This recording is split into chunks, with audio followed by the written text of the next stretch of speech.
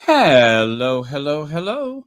Welcome to Royal Sussex Live. Welcome, one and all. Thank you so much for being here.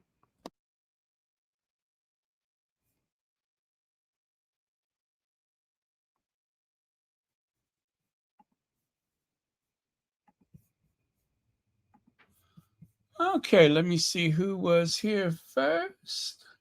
Some walk by night, some walk by day. We're perfect strangers, though we met on the way. Though we met on the way. Okay. Who's here first? Brenda Crane. Thank you so much for being here first. I used to like that song. Remember Moonlighting? Some walk by night, some walk by day.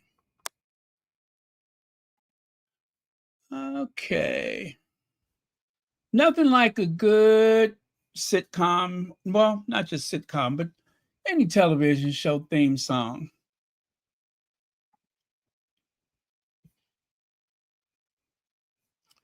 Okay, slides are coming up.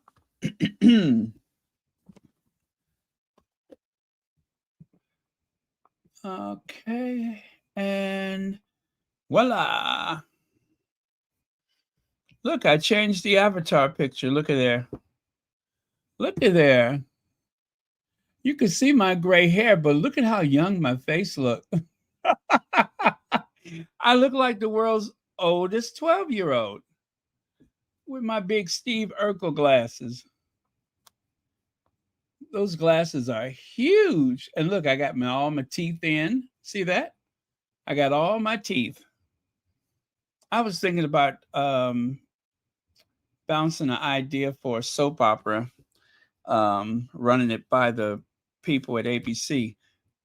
All my partials will continue in a moment. Yeah, like all my children, all my partials will continue in a moment. Okay. Gotta have your partials.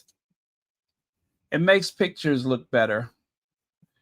When I don't have my partials in, every time I smile, my IQ goes down several points.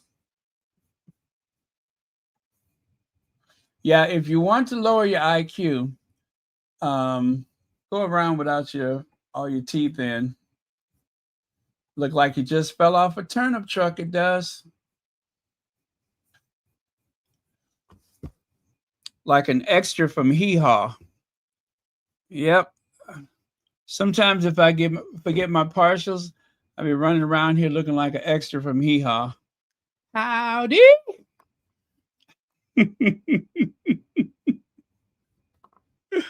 uh, okay. Goodbye, Kate Middleton. I think they're trying to get rid of her. I really do. Yes, we got some Kate coming up. So for those of you that, well, we got good night. Let me just say good night to you now because we finna go there. All right. Oh, don't they look adorable? Okay, it's true. I married two photos together. They weren't exactly together, but I just kind of pushed them together and it looks perfect. Oh, not so perfect though. You know what? I just noticed that. Um, I should have, well, I got to get rid of that building behind Harry's head. I mean, that looks awkward for no reason. But yeah, it looks like he's got a tail light on top of his head. But otherwise, I think it looks pretty good. Yeah, they're a beautiful couple. What I like about both of these photos is that they both have that blissful look on their faces. I mean, that's that blissful look. They look blessed. Yes, they look blessed. All right, let's continue here. By the way, you guys, don't forget to hit the like button. And need I remind you, that memberships for Royal Sussex start at a whopping $4.99. That's the price of a cup of coffee once a month. For that price, you can help support this channel. $4.99. Okay? All right, let's get on with it. We're approaching the end of Pride Month, the International LGBTQ plus month on the calendar. So don't forget, it is Pride Month. If you want to have the most fun you ever had in your life, you have to go to one of those parades. You have to go to one of the parades. It's very campy. It's always fun. And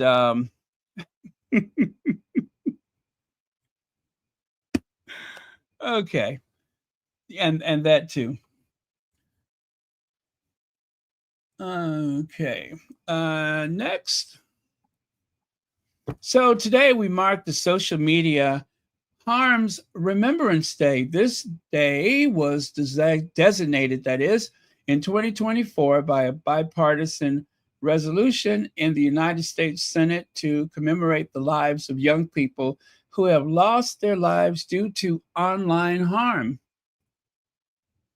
The day was put forward by several members of the Parents Network, the families of Carson Bride, Alexander Neville, and Devin Noring, 3 young people who tragically lost their lives in connection to harm on social media platforms. I think I recall that day in Congress where Mark Zuckerberg and a few other people were in there, and the parents were holding up the photos of their children. Do you guys remember that? I think I recall that day when they had those hearings.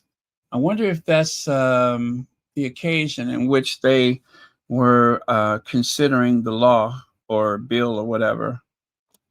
Let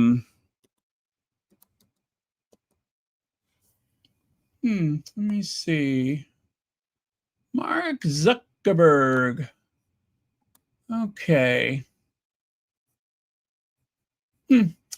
Well, I thought I could quickly reference that photo while I was thinking about it, but I do not see him.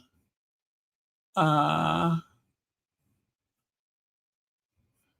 anyway, the R12 Foundation recognizes the young people who have suffered harm on social media and commends the families and activists who are fighting for safer and more accountable online spaces.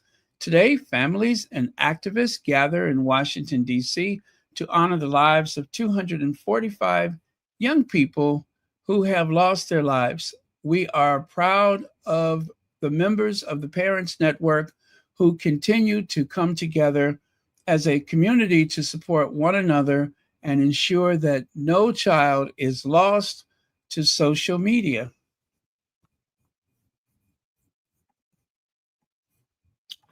And check this out. Concordia. Concordia. Have you guys ever heard of it? Well, it's a name that I've, let me see. I know where a building is named Concordia, but it's not anything to do with this organization. But anyway, yeah, you've heard that name before, but in this case, you may remember Concordia. There it is. So more Mondays, 12 more Mondays. Is that what it says? 12 more Mondays, 2025 Concordia Annual Summit. Anyway, celebrating 15 years for Concordia Global Community has come together, forge consensus, advance causes. I was about to say caution, causes, and found solutions to the world's most pressing issues. We have done this together with a sharp purpose that has allowed us to shape a space in which diverse voices converge. Now, what do? I have no idea. But anyway, Harry is there. So then that's when I started taking interest in it. you may remember Harry spoke at one of their gatherings before. And quickly, I went through my archives and I found this. There it is. Harry, Duke of Sussex, Prince Harry, the Duke of Sussex, meet our annual 2024 summit speakers. So, since Harry is in this poster or advert or whatever, I suppose he's going to be there. Now, what's the exact date? I see they say 12 more Mondays. So, I guess that's 3 months from now, right? And it was September of last year. So, I guess it's going to be September of this year. Although I thought it was going to be sooner, but well, that's what that says. And well, that'll give us something to look forward to. Why did I think that that was sooner, though? Why did I think that was sooner?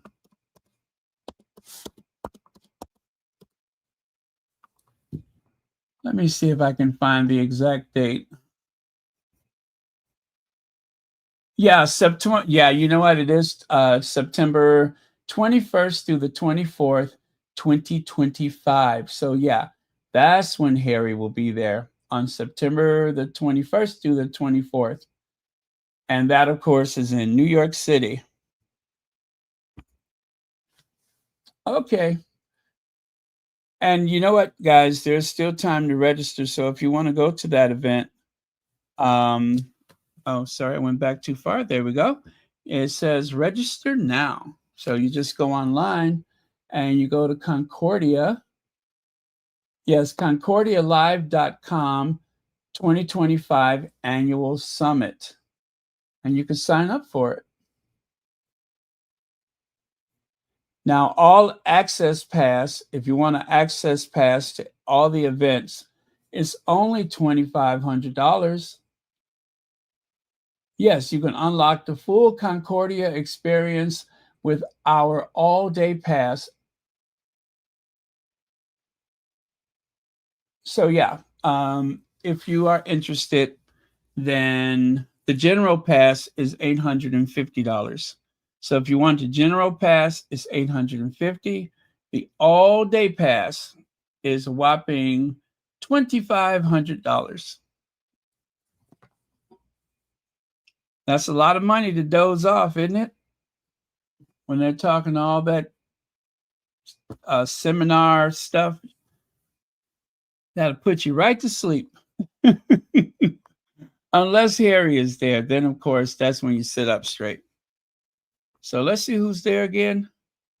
Prince Harry meets who's the Grover? No, not Grover. Waldo? Nope. What is that Muppet's name? Groovy? I can't remember his name. Waldo. No. Let me see. Reddish face, big nose. Sarah Vine? Elmo. Okay, Elmo. Thank you. Yeah, when I saw that reddish face and that big nose and those beady eyes, the first thing that came to mind was Sarah Vine. Okay. Why did I think Sarah Vine? Huh. Okay, that's interesting. And of course, whoever that is playing the violin, I feel like I know him. Is that Yo-Yo Ma? And I certainly don't want to see Bush Jr. and Tony Blair. Gosh, I lost respect for him at the same time I lost respect for Bush Jr. So aside from Bill Clinton and Prince Harry, and I don't know, I can hang out with Elmo. I can hang out. I mean, you know, Elmo might know where the parties are. You know what I'm saying? Everybody knows those Muppets are swingers.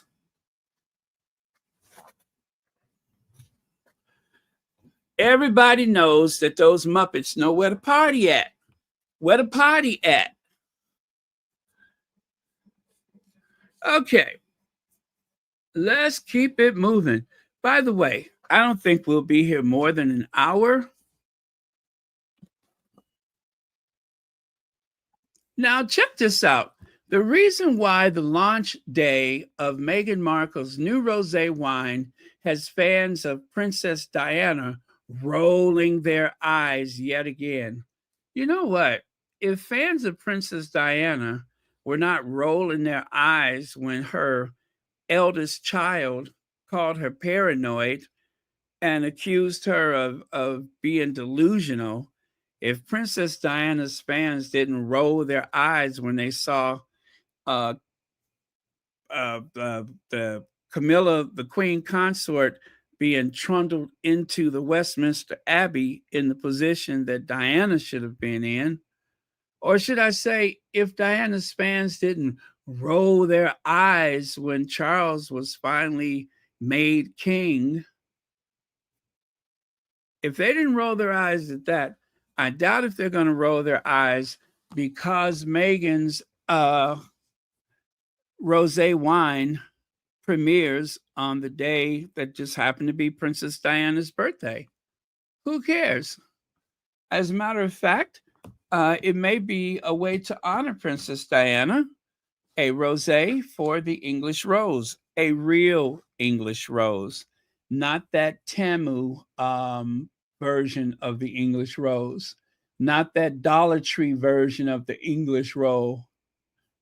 Yeah, a real English rose, someone whose ancestry goes back 700 years in British history, someone who was more English than Queen Elizabeth herself. You just don't get any more English than Diana. She actually brought some English back to the family. They had strayed all the way over to someplace in the dark forest. Diana brought some English back to the family, and they all know it. They were just jealous.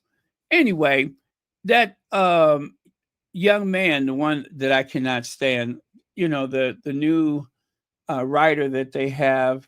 Well, he's still in training, they say. And I'm not the only person that's about fed up with him. Look at the comments.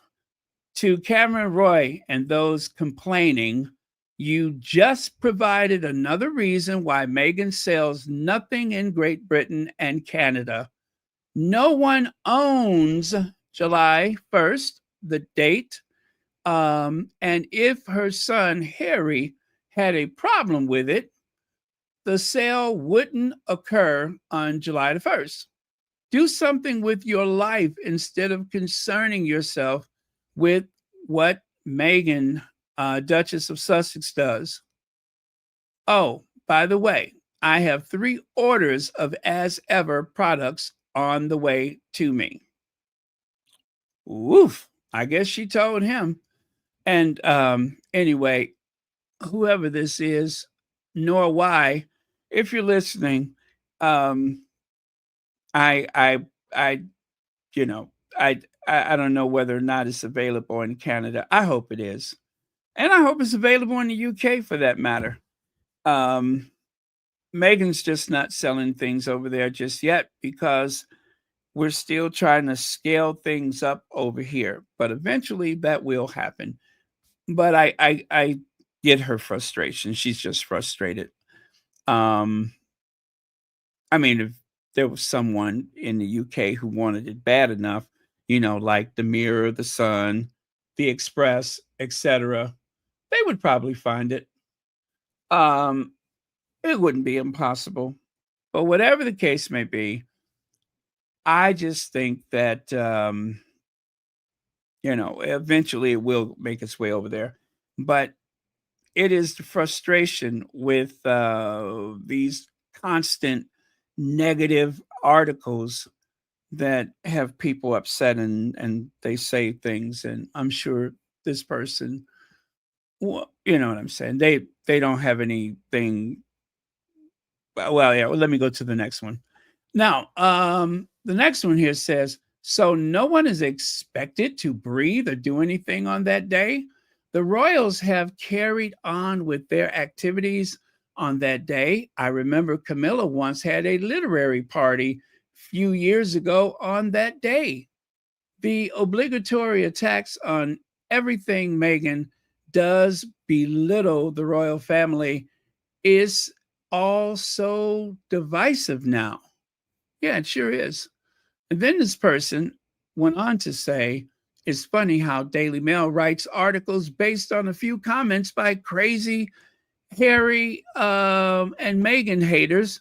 No normal person has the time to scrutinize every tiny detail of a woman they don't know. It's obsessive and disturbing. And that was from someone in the United Kingdom that wrote that. And then lastly, we have this one.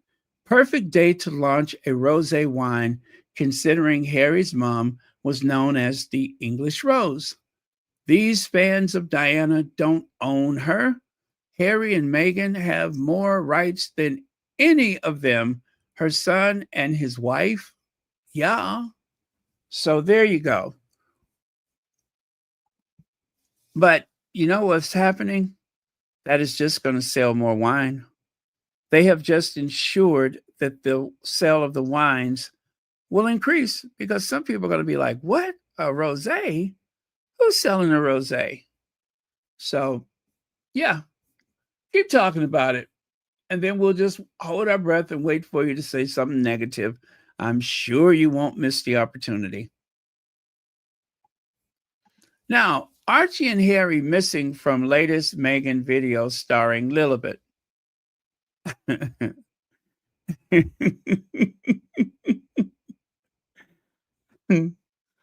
um, maybe Archie and Harry were holding the camera. Somebody's holding the camera, right? So I don't know. Archie felt like hanging out with dad, and Lilibet was helping mom. It's what? What? Huh? What? Are they trying to say that it's the arrangement that the Welleses have where for 172 days you only see George and his weirdo father.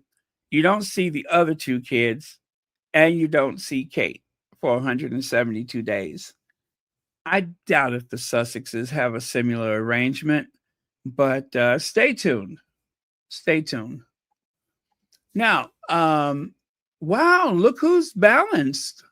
Look who's balanced. If you take a look on the left, what I'm hearing about Kate's royal future after her sudden absence from Ascot, and why it was a startling reminder of her grueling cancer battle. Do you know that this article is from today? You guys, I keep telling you, they are covering something up. This is a cover up. I think there's a huge feud in that family right now. Huge. And they are covering it up. They're covering it up like a F-35 fighter jet. They got knocked out of the sky somewhere over Tehran. That's what they're doing. And they're going to pretend like it didn't happen because that plane is very expensive and it would be embarrassing if they found out how easily it was picked out of the sky. Something like that cover up. I heard. Anyway, where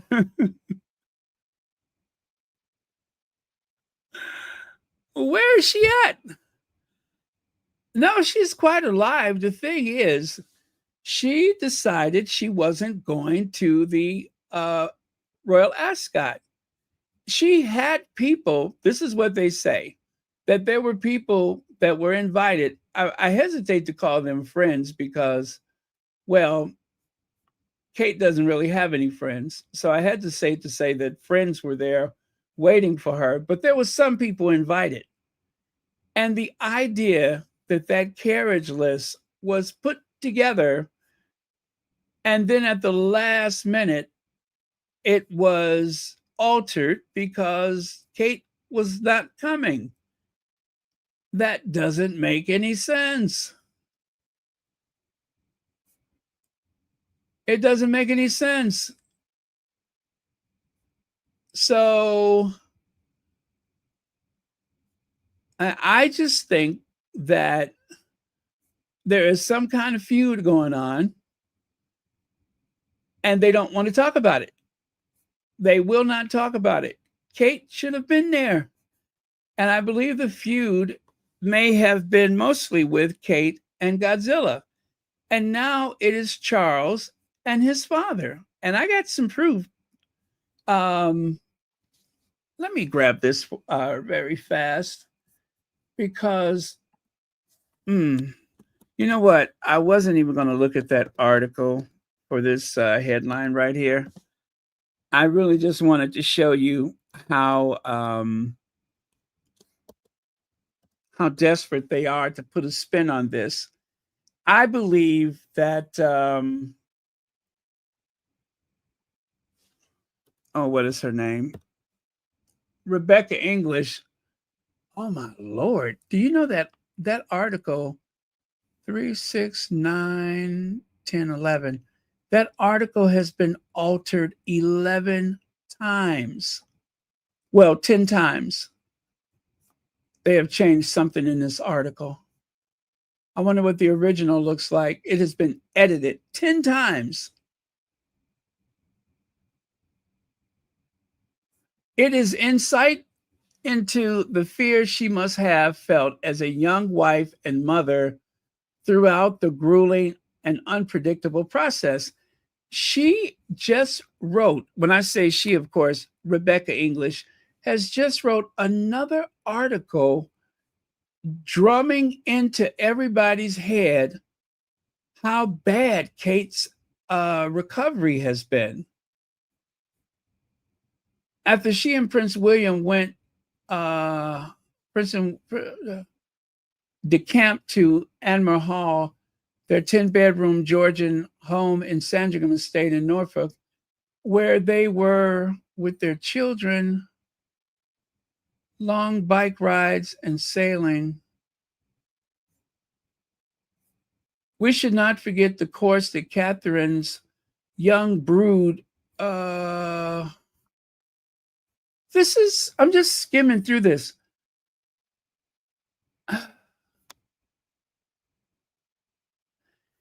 It is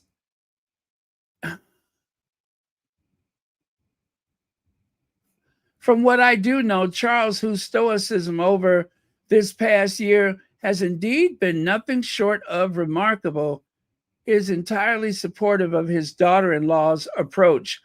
You see there at the end of the article, she wants to make sure that people know that Charles is supportive of his daughter-in-law's approach. Let me show you what supportive looks like. Let me show you what that looks like. Wait, I'll show you in a minute. Let's do this first. So why Kate Middleton and King Charles simmering tension? You see there, she writes an article because Tom Sykes wrote this article. Simmering tension just exploded in public. I kid you not, folks. I kid you not. There is a war going on with these two royal households, allegedly. The last minute nature of of Princess of Wales Kate cancellation made Charles look weak and disrespected, but suffering from cancer himself. He gets it, source said. He gets it.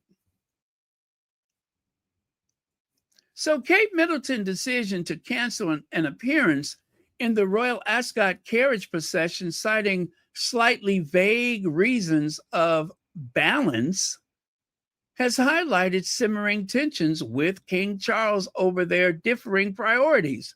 The Daily Beast can reveal one friend of Prince William and Kate's insisted the couple were right to prioritize Kate's health and said that if she was feeling unwell, it was absurd to expect her to be paraded in front of the public on a boiling hot summer day with little or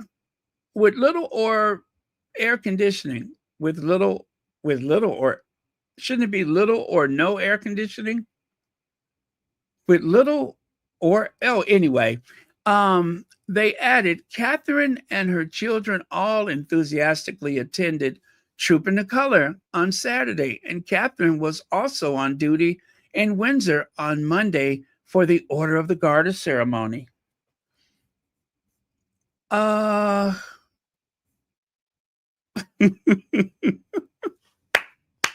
I love this. You guys, this is my best day since Christmas. Lex says, what's she the daughter he never had? Yes.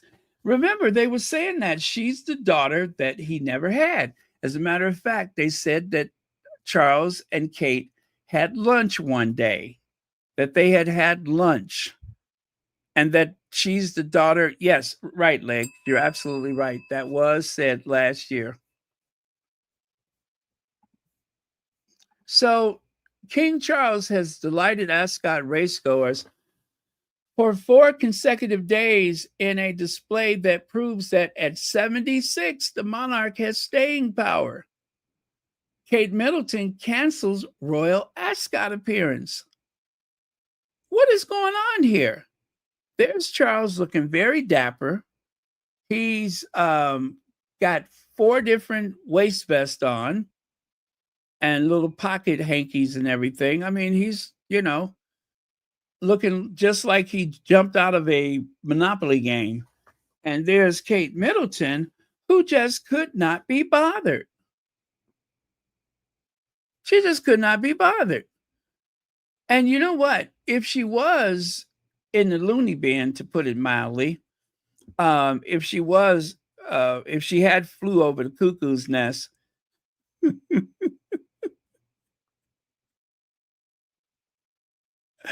if she has flown over the cuckoo's nest, surely Charles would know that.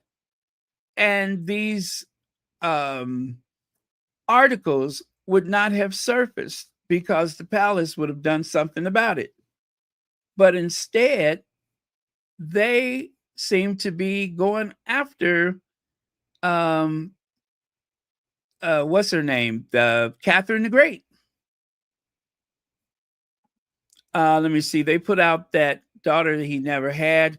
When he went to Nigeria, it was obvious at that point something was going on with KP. I think that Charles III was negotiating with her to keep her in the firm. Ooh, that's a good observation, Legs. That is a great observation.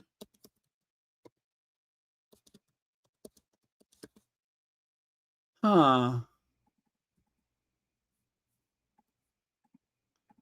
Let me see here. Okay. Okay. Hmm.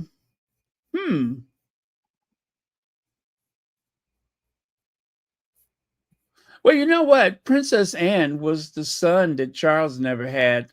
So it makes sense that that Charles and would see Kate as a daughter that he never had. I mean, after all, who was the um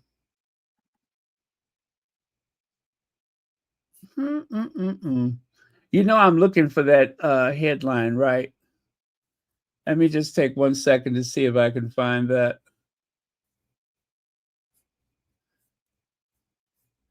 I just don't understand. Let me see. King Charles has to accept limitations as palace prepares for William to be monarch. That was December 15th, 2024. Okay, so I have that one.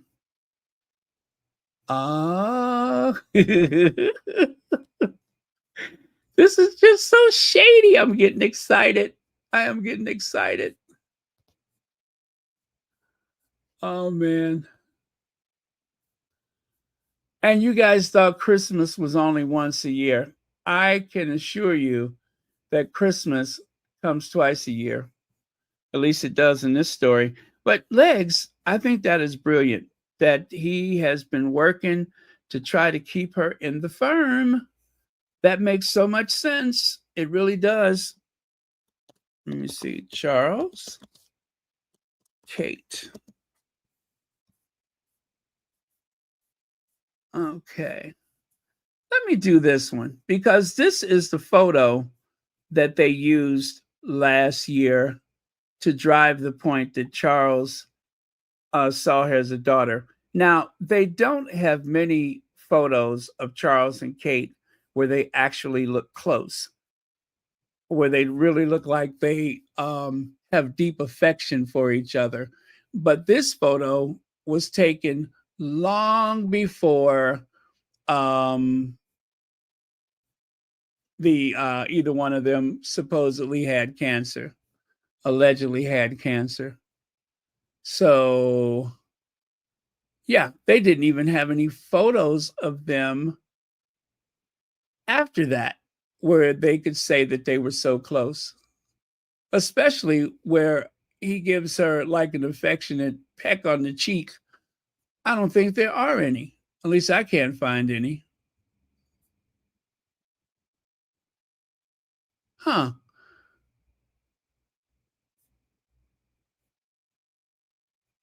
Okay.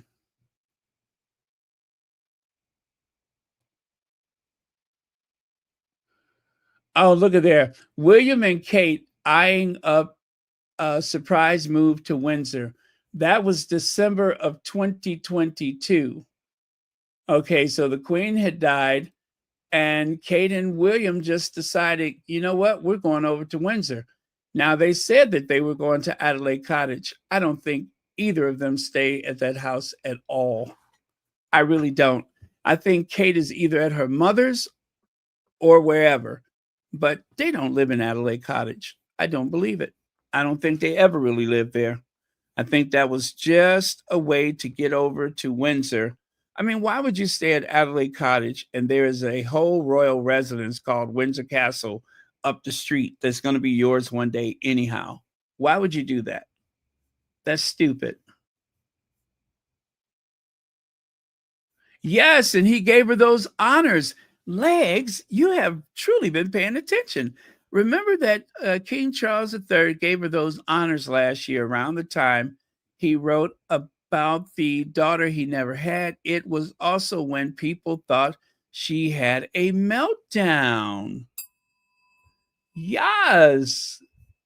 Yes. Okay.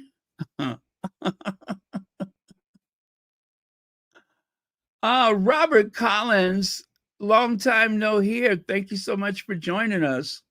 We are gossiping like crazy. You're welcome to join in. All right. So look at there. And I found this photo. This is Charles at the Royal Ascot actually looking for the daughter he never had. See there? She wasn't in the carriage, and I guess he was looking to see if she was running up the street or something. You could see the disappointment. You can see the disappointment in his eyes. Doesn't he look disappointed? He looks hurt and disappointed because the daughter that he never had was not there. Oy vey. He looks absolutely heartbroken because he gave her all those honors. He fought to keep her in the family when her husband was trying to dump her, allegedly. And now she got the nerves to not even show up. Now, this is what I call proof. Remember, I said I have some proof. Look at Charles avoiding eye contact with William, and look at Camilla uncharacteristically quiet, sitting just across from William. I have not seen the video, but I'm going to have to go and try to find the Royal Ascot video where the three of them are in that carriage together, because if this photo is any indication of the mood for the day, I don't recall seeing any photos of William speaking directly to his father, and I don't recall any photos of Camilla speaking to William. And this right here, okay, some more evidence, please. Right there. Look at his face. I was wondering why he was looking like that, not realizing that he was sitting across from his father. Lord have mercy, what is going on? Well, you know, we have not really seen father and son together on many occasions. Not before the Queen died, and certainly not after the Queen died. Plus, William has been going around telling anybody who'll listen, oh, I just can't wait to be king. Yes, I just can't wait to be king. He's been telling everybody, when I'm king, the first thing I'm going to do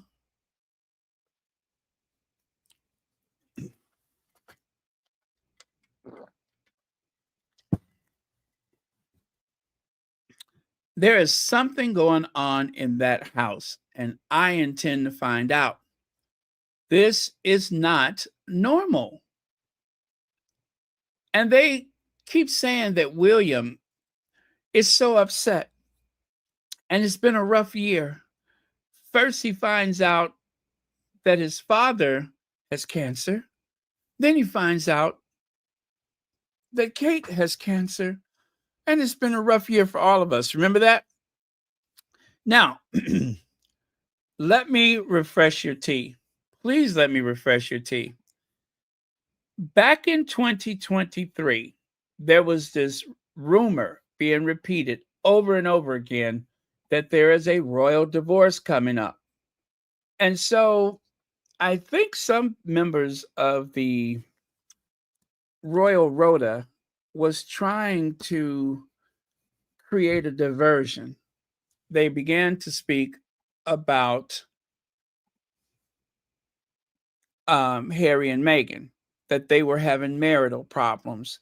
They even went as far as to say that Harry was staying in a hospital. I'm in a hospital. And I'm thinking about the other two. That Harry was staying in a hotel when he didn't feel like going home, that he had some club or something like that. And at the time, I was thinking, okay, if Harry has business in Los Angeles, considering the level of traffic going, at certain hours of the day, maybe that would be a good idea. Gentlemen have had clubs for a few hundred years now. They would stay in their club when they're in the city. So, I'm like, if that were at all true, which it wasn't, because if there was any truth to it, trust me, there would have been a photo somewhere. There would have been some evidence or proof somewhere, but there wasn't any because it was not true. But that was what the Royal Rota was doing. They were maintaining this thing about Harry and Meghan. And around that time, I do believe they were trying to finally oh no, they didn't eliminate the Rose thing until 2024. Is that correct? I think it was spring of 2024 because Stephen Colbert had made a joke about the Rose Hanbury. And so at that point, Rose was pretty much purged from the internet. I mean, yes, she's still there, but you really got to dig for it. There are no articles about Rose. All of the gossip magazines just dropped her. They will not talk about Rose Hanbury. Rose, I believe, had talked to her lawyers and something, and I believe the palace must have cut a deal or something like that. But that was the end of Rose being part of the story. Now, the 28th of December, that is when Kate made her last appearance. No, I'm sorry, the 25th. It was Christmas. The 28th, the motorcade to the hospital. And from that point on, well, actually, it wasn't then. It wasn't until they announced surgery that someone referenced the 28th of December, where there was a motorcade that seemed like it was headed toward the hospital. And so then we started thinking, they must have had some trouble in their marriage. And some people were even thinking that there was some kind of domestic thing going on and someone was seriously injured. All kind of rumors were going around, right? So it would make sense that there was some kind of, even Celibici, you guys, Celibici, they have been writing about the royals for years. One of their last podcasts, they signed off, and one of them said, I hope he hasn't done anything to her. That so many people thought that Kate had been harmed, and even people who didn't even care for her was concerned about her. I was concerned about her. Right? So it does kind of make sense that there was some intense negotiation going on, because it seemed like William meant to be rid of her, because but whenever Charles makes his trip to the storm cellar downstairs in the St. George Chapel, he'd be stuck with her. He couldn't divorce her then, is what they say. Instead, as king, it would be impossible for him to divorce her if that's what he intended to do. And so somehow they have made peace with the idea that they will be crowned together. And all that time after Kate said that she had cancer, or cancer cells were found, or something was found, then it became, well, don't expect her to come back to work soon. She may be off for 9 months, which some people thought was concerning. Actually, I think it was at 2 months, they said 7 more months, which adds up to what? 9 months, which that was like, why is she off again? And then, of course, there was the final, what do you call it? Return, which was Trooping the Colors, right? Then we find out she only came back to Trooping the Color so that she would be able to go to the Wimbledon. And then after Wimbledon, she kind of disappeared again. She did not make herself available much after that. So yeah, I think that there must have been some kind of negotiation going on to keep her in that role. And Charles, remember, Charles, the Clarence House or Buckingham Palace, they had to take over for Kensington Palace when it came to the PR, because Kensington Palace was doing a terrible job trying to explain Kate's absence. It was very sloppy, and that's why Kate became the butt of the joke. The Where's Kate Middleton? Body double, photographs that didn't make sense. And then, of course, they were briefing the press, telling the press that Kate was doing school runs. She was at the gym trying to build up her strength. She was at a party. She did this. She did that. She was in the park with her kids. Well, if she was doing all that, where is she? It seems like she could be working. And a year and a half after the surgery, they still want everyone to believe that she has her good days and her bad days. The good days is when she wants to go on vacation. A good day is going to Wimbledon. A good day is taking her kids to Troop in the Color. But any other day is a roll of the dice. Which is it? It was about the same time, the 28th of December 2023, when they stopped referring to Billy as incandescent with rage. You're absolutely right. There has been no further reference to his anger, except remember that one article that, wait, was that before or after? Remember they said that Kate can dish it out as well as she could take it or something like that? Was that before or after? I don't recall. I have that headline somewhere, but I just don't recall in what order it was in. Let me see.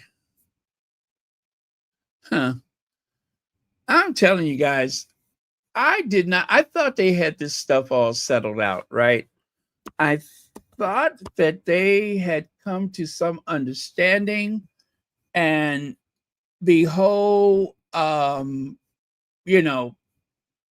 work when I want to work, I thought that was over with. And I think what really frustrates them too is that how they like to pit one against the other. Well, you can't pit Kate against Meghan, which is one of their favorite sports, if Kate does not show up. If Kate is not present, it's kind of hard to pit one against the other if one is not around. If one decides it's time to take off from work again, I'll see you in 2 months.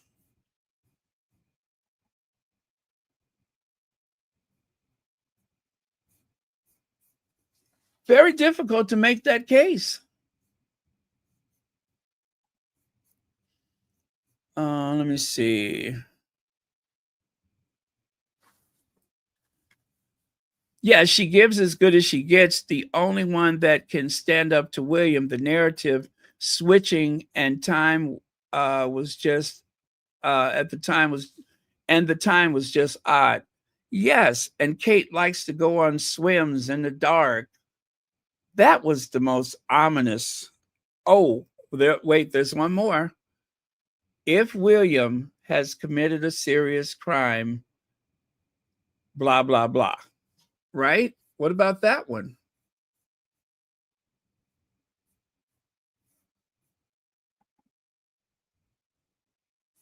Huh. Yeah, a lot of drama. A lot of drama. Let me see. Is that a real pic? Listen, I made sure that I validated that this photo is real and accurate. This photo is a real photo. I would not have used it if I thought they had altered his appearance. They did not. That is William glaring at the photographer. William is in a place that he does not want to be. Right here it says, however, another source said that late Queen, who adored horse racing and considered attending the Ascot races one of the few truly fun public engagements she was obliged to carry out, would have been affronted that someone who had accepted the great honor of a coveted place in the carriage procession could fail to show up at the last minute. You guys, this is just like William with the Constantine memorial service. You don't just call off. And William called off around 15 minutes before the memorial service. Kate calls off about 15 minutes before the carriage ride. They find out at the last possible moment that she's not coming. And as a result, look at this. I think they're just not talking.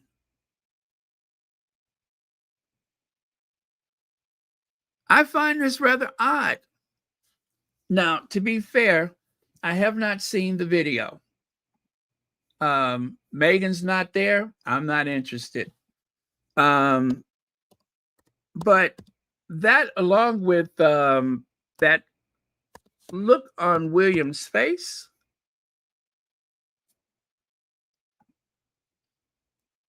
if you ask me, it says a lot. It says everything.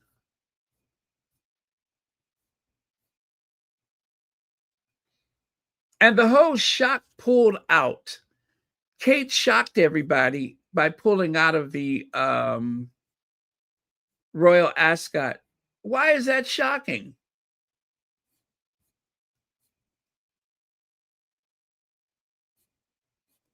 Okay.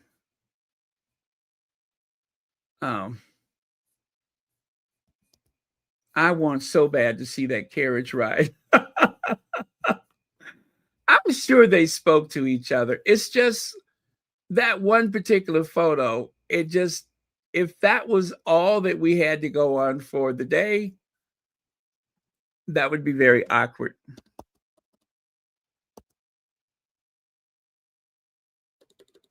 Let me see. Royal Ascot carriage ride.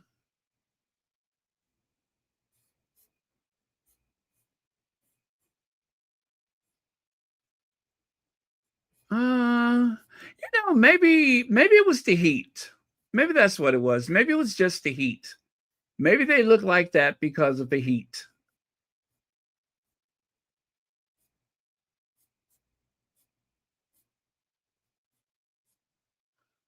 I don't know.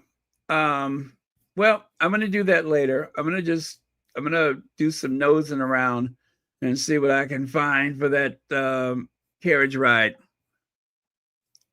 All right, let me do this. So, another source pointed out that Kate and William are simply not very interested in horse racing, and there is a suspicion in some quarters that had Wednesday's event been something she really loved, such as Wimbledon,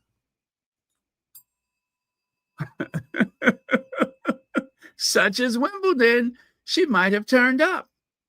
Her office has not given a specific reason for her decision not to go to Ascot.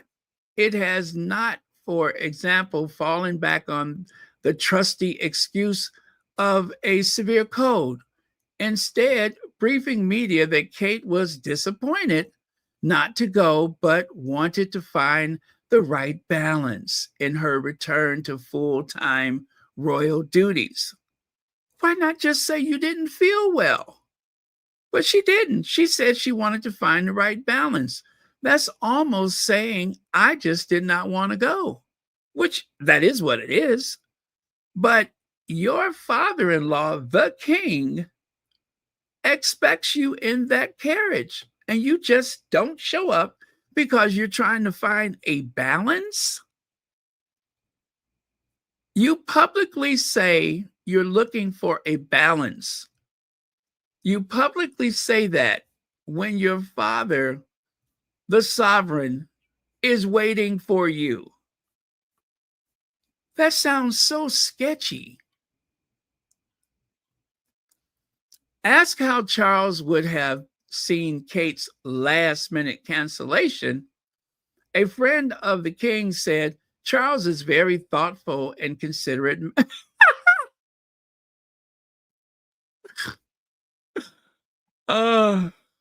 Yes, to anybody but his family.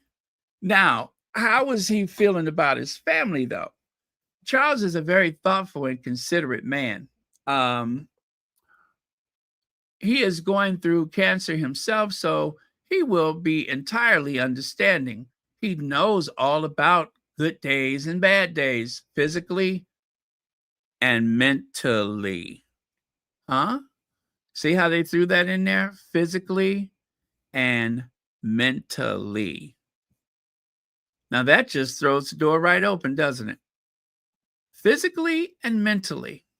What are they trying to tell us? Huh? What are they trying to tell us?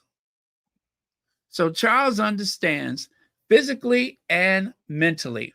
Asked whether the incident highlighted a difference between how William and Kate and Charles and Camilla approached their jobs, the source said Charles has been very insistent that the show must go on. Come hell or high water, Kate and William tackle their public duties differently. You see there? See there? It says right there. Charles has been very insistent that the show must go on, come hell or high water. Kate and William tackle their public duties differently, which is their privilege for now. Charles has been very clear and supports their decision. I don't think so. I do not think so. Queen Elizabeth, one of her last public appearances, stood in the middle of the room, and whoever came to visit her said, "Your Majesty, how are you?" And she said, "Well, I can't move." She looked down and said, "Well, I can't move." And she just laughed, meaning that she was in such dire pain from her cancer that she was not walking well. So it wasn't until this person entered the room then we see the Queen standing there. They didn't show the Queen seated or standing up to greet this person. She was just already standing there. Queen Elizabeth could barely walk and carried out her duty. William and Kate has never seen it as a priority.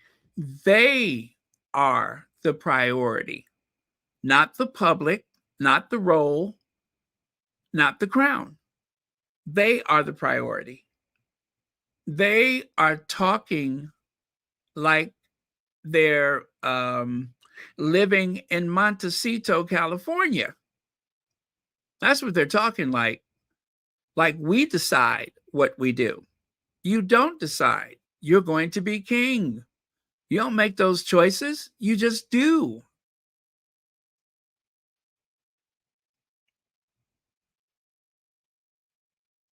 This is very, very strange. In a way, it's typical because it is Will and Kate. And they are very childish and very petty. They are two very petty individuals. They're very selfish about their time. And whenever they want out of something, they would always put it on the children. Now, Kate has the ultimate get out of jail free card. Now she has the ultimate excuse. But yet, for this particular occasion, she did not use that excuse. She just said she's looking for balance. It takes, what's her name? Rebecca English. Rebecca English is trying to paint this picture about Kate's health. Kate did not put out anything formal saying that, citing her health as an excuse. But Rebecca English, she's just reminding people that Kate has been through a terrible ordeal, that she's had this cancer and that Yeah, okay. But she's looking for balance. Nothing about Kate's statement said illness. And I believe that's deliberate. And of course, I keep telling you all, I'll say it again, her mother, if Kate was unwell, then why was her mother at the Royal Ascot? That doesn't look right.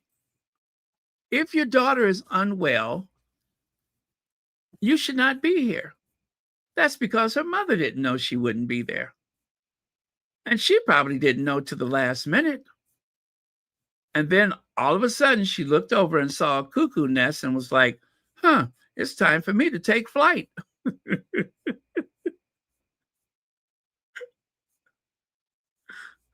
There's a cuckoo nest. I better spread my wings and fly.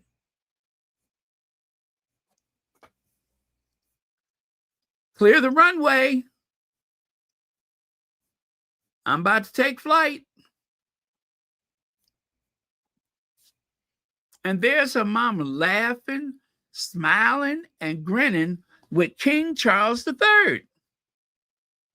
Neither of them seem to be concerned about where's Kate Middleton at this point. And there's Charles whispering to her mother, well, the truth is, I've always known she was a very lazy sack of excrement. Cheerio, pip, pip, and all that. So,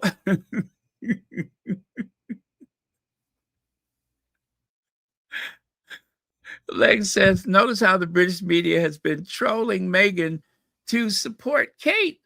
Remember that Hello Magazine put on her own terms, referring to Kate, literally taking Meghan's words for Kate. Exactly. And when I saw that, I'm like, what own terms? She ain't got no terms. The only terms that she has is what will keep her in that family.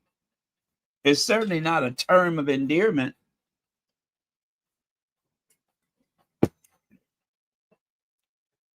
Let me tell y'all something. Charles is a stickler for protocol. Charles expects things to go a certain way. I have seen Charles get very cross with Camilla. Like when you remember that time that Camilla threw her coat off her shoulders, which was about as graceful as a hippo on ice skates?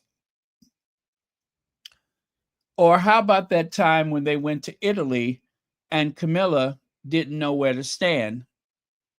And Charles began to get very frustrated and waving his arm, I think it was, when he was trying to tell her, get over here so you could take the photo.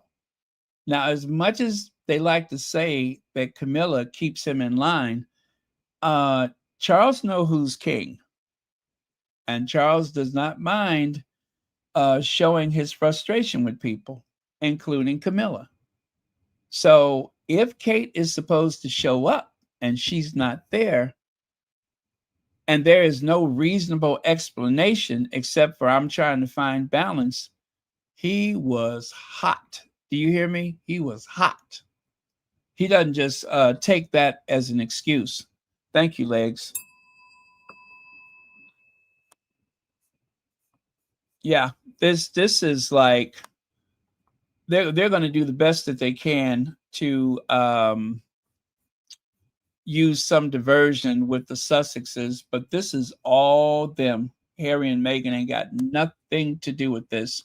However, another source, a former royal staffer, was more skeptical about the circumstances of Kate's no-show Wednesday, telling the Daily Beast there is a perception in some quarters, that Kate just doesn't like racing and so didn't make the effort. That is probably not fair, but you have to wonder if she would have missed Wimbledon, which she adores. Now, they have just cited Wimbledon twice. They have just cited Wimbledon twice. And why? Because everybody knows what the root is. Everybody knows that Kate will not miss Wimbledon. All those sweaty men with those tennis rackets and those shorts and those muscular calves, she ain't gonna miss that. You all know how she loves to leer at those tennis players. That's her fantasy. Is taking tennis lessons with like the top player in the world. Connie Bomber! Connie Bomber, I looked on my phone app and I have something waiting for me. I have to go and pick it up. I'll probably go this weekend, but I have something waiting for me. Yes, I have something waiting for me. So we'll see what it is. I'm excited though. I'm excited. You know how I love surprises. I am so excited, Connie Bomber. Anyway, yeah, so let me see here.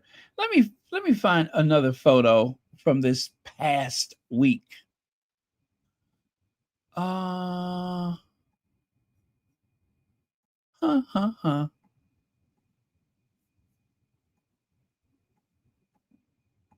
Let me see this one right here.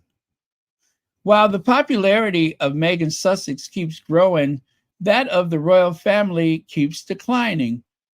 They have sent out their British media machine, mouthpiece, and the bots to attack Meghan, as ever, to take the attention away from that fact. And there you go, on her own terms, as she cancels her Ascot comeback inside Kate's mindful return to royal duties. There is a battle. There is a battle to frame this in a way that Kate gets to be the victim. That is what Rebecca English is doing. Kate is the victim of her illness.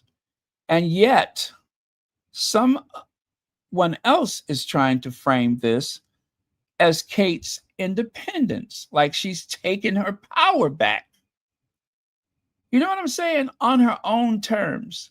They're using Meghan's words to try to big her up and make it seem like I decide if I go to Wimbledon. Or not Wimbledon, but Royal Ascot. I decide if I go to Royal Ascot, not you, not even the king. They playing a dangerous game. They are playing a dangerous game with one of the most dangerous people, and that is Charles Windsor. That is dangerous because you all know how petty he is. That is a very petty person. Super petty. If I was them, I wouldn't do that.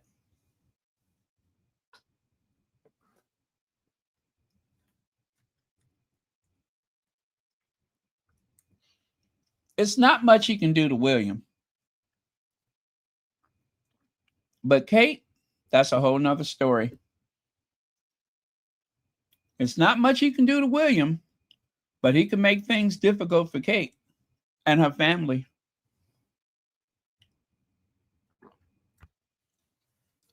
A way to demonstrate his frustration. And he's a Scorpio too. He ain't gonna forget. He ain't gonna forget. I am sure she was genuinely unable to come, yet the last minute nature of the way it was announced makes the king look disrespected. Would she have dared miss Ascot at a moment's notice when the queen was alive? Her late majesty would have been not best pleased to have to have the great honor of the coveted place in the carriage procession rejected an hour before kickoff on a slightly vague grounds. On slightly vague grounds. I'm trying to find the right balance. That is very vague. What does that mean? Clearly, Kate wasn't feeling up to it, but there is no denying that the whole affair was badly handled. You can't blame their office as they are the last to know. William and Kate make sure, one more time. William and Kate make their own decisions on their own time, which is another source of frustration to everyone else trying to steer the tanker. They pulled the plug at the last minute. It's interesting that briefing is now coming out of the palace saying that the racecourse made a bureaucratic error. But by publishing the carriage list with her in it, but that doesn't change the fact that her team didn't announce she wasn't coming until late in the day. Now, let me since I just said that that makes me want to listen to this again. That makes me want to listen to this again because talk about word salad. Nothing Rebecca English said makes any sense. It really doesn't. It seemed so vague and somewhat ambiguous.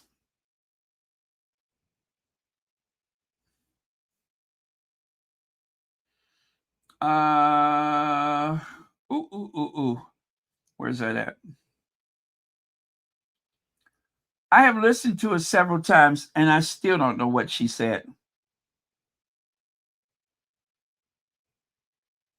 Ascot issued their carriage list as normal, and indeed, as we expected, the Princess of Wales was in it for their husband. But 22 minutes later, I received a message from Kensington Palace to say no, this had been issued in error, and in fact, the Princess of Wales was not going to be here. Now, they assured me straight away that there was nothing to worry about, but this was Ascot issued their carriage list as normal, and indeed, as we expected, the Princess of Wales was in it for their husband. But 22 minutes later, I received a message from Kensington Palace to say no, this had been issued in error, and in fact, the Princess of Wales was not going to be here. Now, they assured me straight away that there was nothing to worry about. So she went on camera to reinforce the idea that there was a blunder at Ascot. Not the fact that Kate waited until the last minute.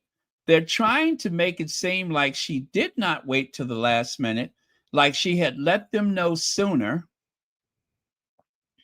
so that it doesn't make Charles look like a fool. You understand what I'm saying? If they could, they would say that she mentioned it the day before, but she did not. Let me listen to that again. I'm sorry. Let me listen to that again.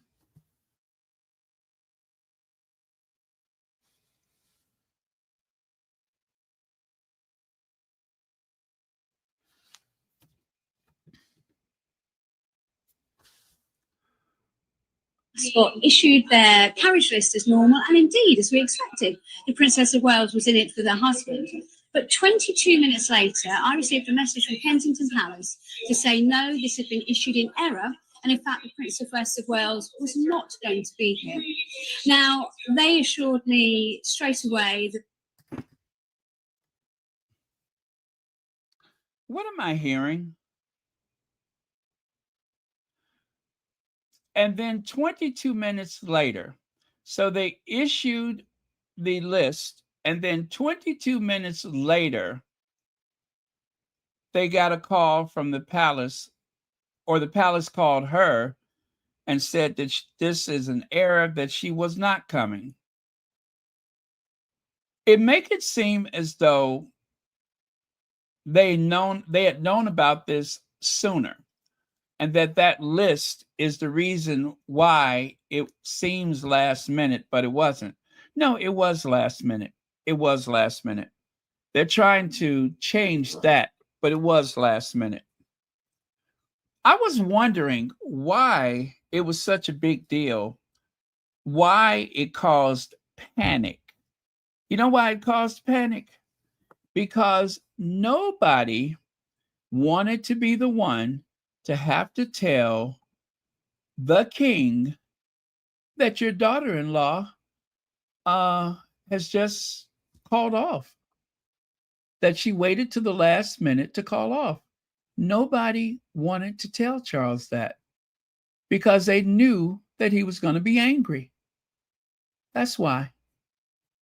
Nobody wanted to be the one to have to say to Charles, oh, by the way, Kate's not coming. Nobody wanted to do that, but they had to. That's the same Charles that went ballistic in the carriage at the coronation, which he very well should have been angry.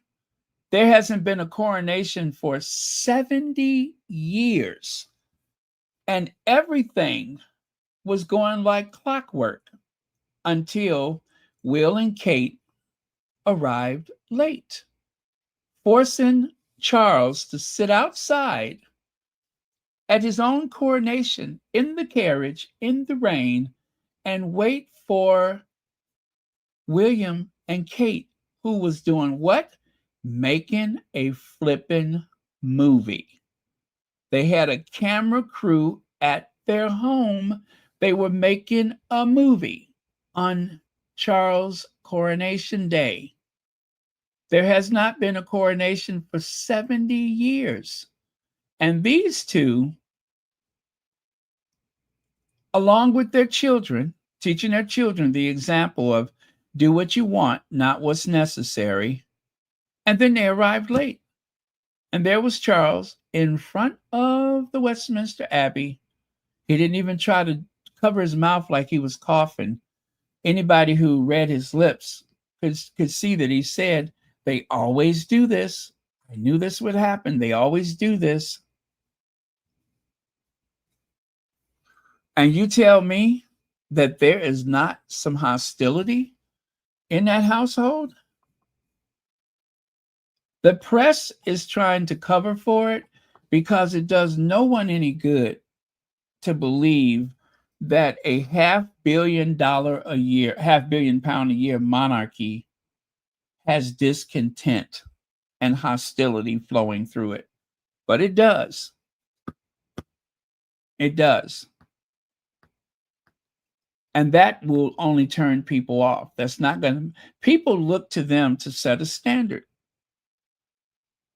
for their family to reflect every family in Britain. And yet, on one of the most important dates on the social calendar, Kate says, I'm not coming. I am trying to strike a balance. I'm not ill. No, I'm not sick. I'm just trying to strike a balance here. And then who covers for her? Becky the Blob is trying. And you know what? As much as I cannot stand Becky the Blob, I'm going to say this for her. She is trying to do something for the monarchy that they cannot seem to do for themselves. More tea? More tea? Yeah. She's trying to do for them what they can't seem to do for themselves. And that's to make them look like a family. It's interesting that the briefing coming out of the palace saying that the race horse made a bureaucratic error by publishing the carriage list with her in it. But that doesn't change the fact that her team didn't announce she wasn't coming until late in the day. You see that? Tom Sykes would love to write articles about this more often, but they have something called an invisible contract, and therefore he's not able to do that. He has to keep attacking the Sussexes, even though the story is over at Kensington Palace. It's in Clarence House. It's in Bucklebury, wherever the hell that is. That's where the story is. Do you know that they are wasting their time going after the Sussexes? They are wasting their time. This is real journalism. This is real journalism. If they really wanted to do a service, they would stay with this, but they don't have the courage to do it. They don't have the courage to do it. Invisible contract. They're not allowed to do it. There's Carol Middleton, as happy as could be. She about as happy as a, oh, I can't say that one.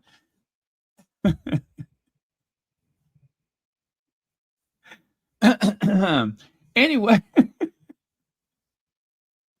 she's happy. She's happy. You inbox me, I'll tell you what it means. What I was not saying. But I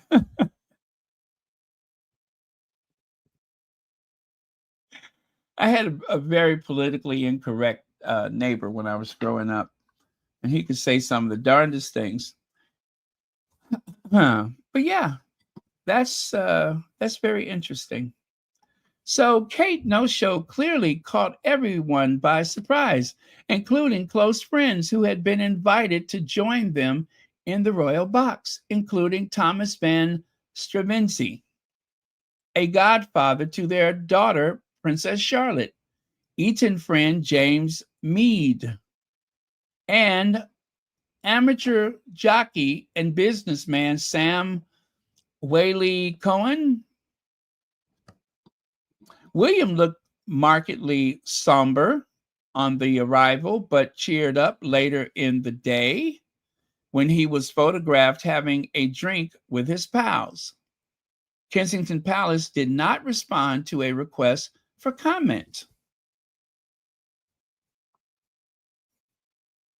Ain't that something? So when they said friends, that's friends of Will and Kate's, not Kate's friends, because she don't have any friends.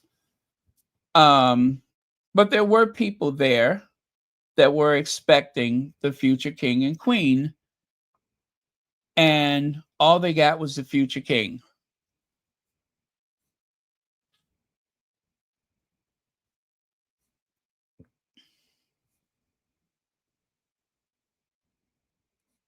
Let me see. Who is that little penguin man sitting on hand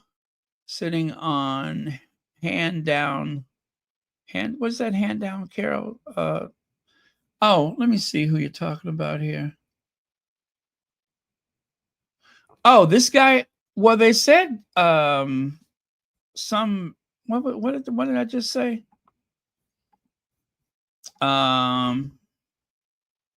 Amateur jockey. Well, if it was a jockey, he's probably a very small person. So that must be that Sam Whaley Cohen. Yeah, if they say jockey, then that usually means a man of a much smaller stature.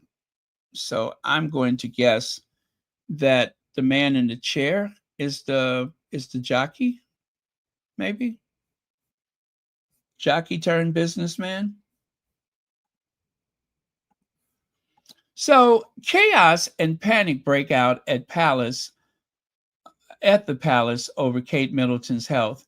Now, this was the first article on June the 19th. That's when we first heard that Kate called off. Chaos and panic. Chaos and panic. I think the panic wasn't about Kate's health. The panic was about informing the king that somebody, just for lack of a better word, blew him off.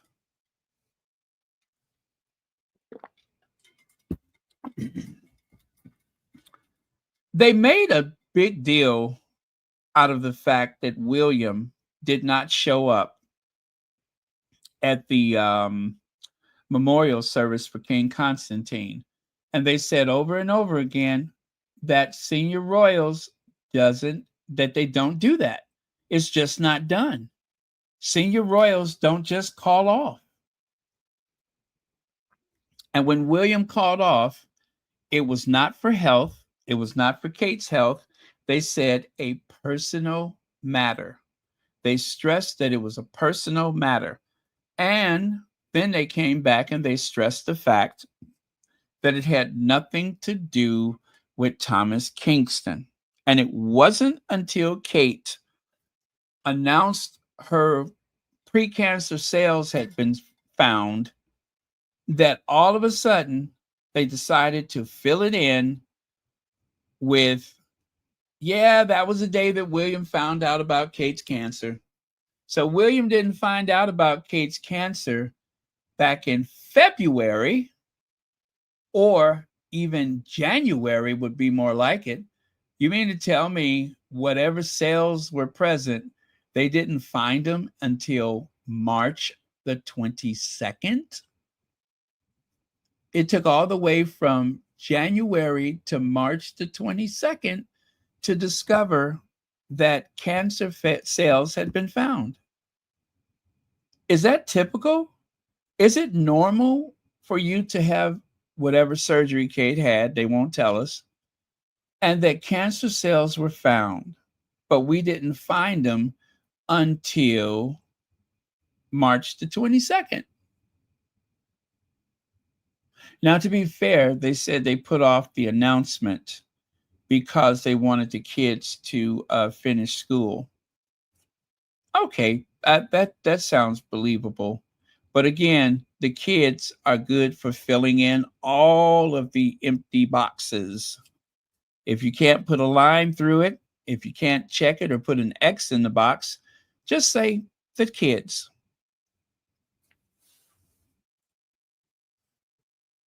The kids went to school, right? The kids were not seen on camera until from Christmas until Trooping the Color. That's June. 172 days, no Charlotte, no Louis. Maybe on 3 occasions we saw George. And I don't know why I keep thinking about this, but if you want to assure the public of the continuity of the royal family, surely some old washed up has-been with a 6th grade education from Chicago, if I was a courtier, I would say, hey, are you going to go to Easter? Are you going to take the children to Easter? William, Your Highness, to ensure the nation that the monarchy is still consistent, right? It's still present. We're still setting an example for the nation. But not only did Kate not go, I wasn't expecting her to, but William and the children were no-shows for Easter. I thought that was strange. Even if Kate cannot go, we know William is not providing round-the-clock care to Kate.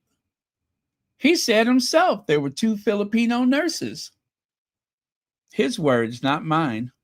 He said she had 2 Filipino nurses that was giving her round-the-clock care. Why hide the kids for 6 months? That never made sense. They are their own worst enemies. And I'm glad for it, Will and Kate.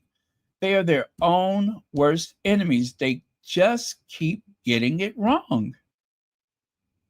They make the same mistakes over and over again. And yet the tabloid media are unable to discuss it. This is huge.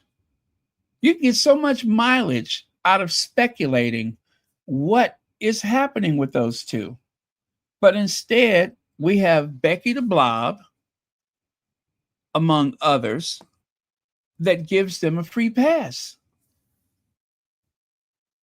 And listen, even if there was no Harry and Meghan, I would enjoy trying to sort this out. Even if there was no Harry and Meghan factor whatsoever, I would have so much fun trying to figure out what's going on with that wacky family. I mean, this is soap opera material.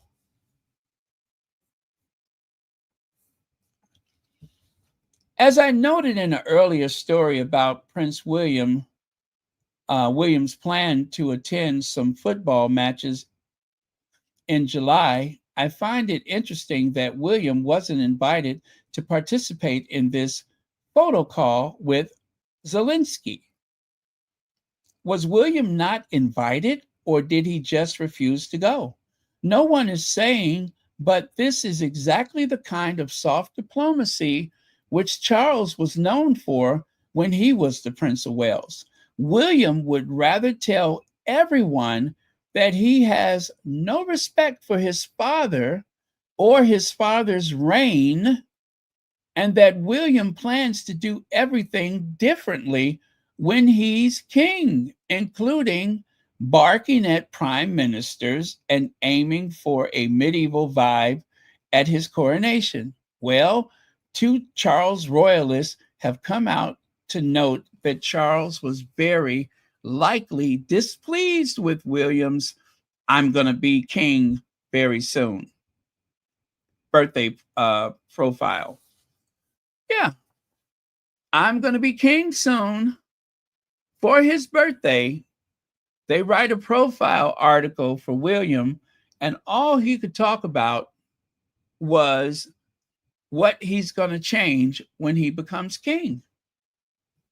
Now, that is from Celibici. I think that paragraph right there came from Celibici, that comment. You guys, this is huge. And the people that should tell us about it, the people who should exaggerate every little thing, they just won't talk about it. It's nothing really new. A bit odd, his people keep talking about his reign, normally not the thing to do. All monarchs can and generally do things their own way within constitutional parameters.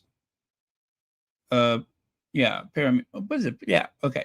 Anyway, Robert Jobson said that. And then below that it says, "I really feel like William is his father's biggest op." I think that's as an opponent, right? Even more than Harry. Harry's comments about not knowing how much time Charles had left were emotional and had a heartfelt plea for reconciliation. Meanwhile, Charles' actual heir has been behaving as if Charles already has one foot in the funeral pyre, and good riddance. Anyway, a bit odd. His people keep talking about his reign. Normally, it's not the thing to do. It is actually pretty scathing from a Charles royalist, as is, it probably would have been best unsaid.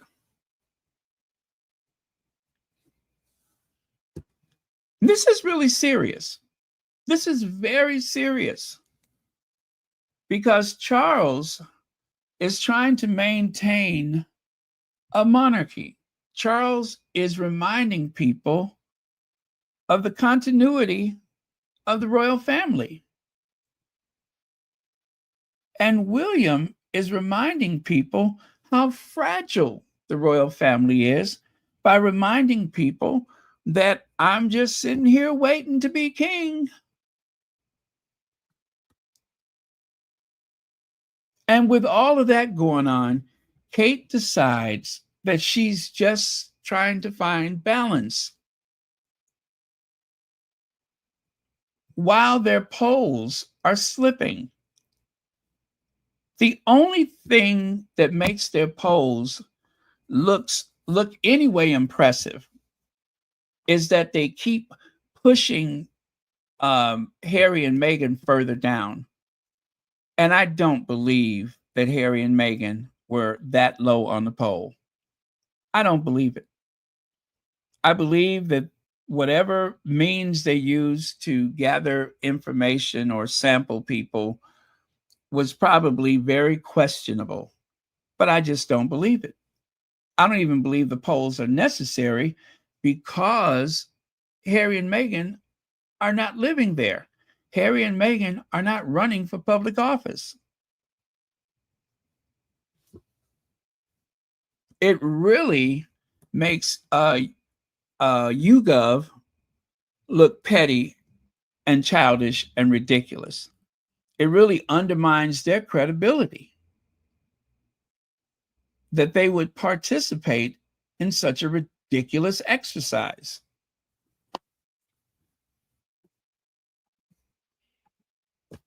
Henry VIII said, there has been a monumental shift in the tone from even generally royal friendly press outlets regarding Kate Middleton's most recent no-show.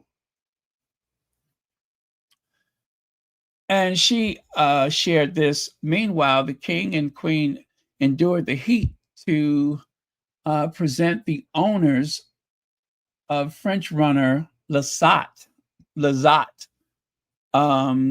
with the trophy in the Queen Elizabeth II Jubilee Stakes, but not before Lazat attempted to pull a Princess Kate of his own, unshipping jockey James Doyle, who was uninjured and taking off down the Ascot course as handlers scrambled to contain him.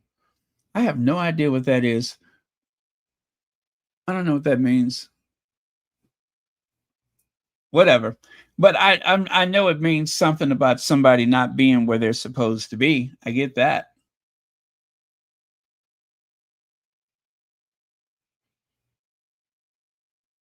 Oh, this is good. You know what, guys? I am enjoying this. I am enjoying this tea. I am enjoying it. I'm so glad it has nothing to do with the Sussexes. This is like some of the best tea I've had in a while. Christmas in June. Christmas in June. It's the gift that just keeps giving. And there's Kate struggling. She's struggling. She's trying to find balance, swishing left and right, sliding down the slopes, walking up on top of big piles of snowbanks and such. Sussex Soldier says Kate Middleton struggling with royal life. Who, Kate? Kate wasn't struggling with royal life when she was on vacations. She wasn't struggling with royal life when she spread the lie that Meghan made her cry. She wasn't struggling. She was relishing in her royalty. Now, I have a soundbite for you. Prince William, future reign talk insensitive. Future reign talk insensitive. You guys, I'm telling you, this is just... okay, where is it? Come on, Martin. Oh my goodness, I don't think I saved Martin today. I don't think I did. Oh well. Hold on. Let me go the other place to find Martin. All right, if you're in Chicago, you need... Okay.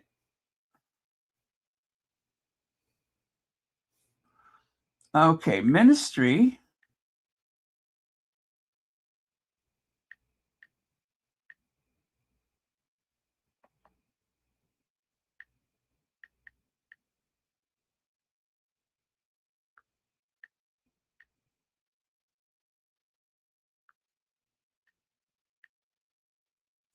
All right, Ministry of Hacks.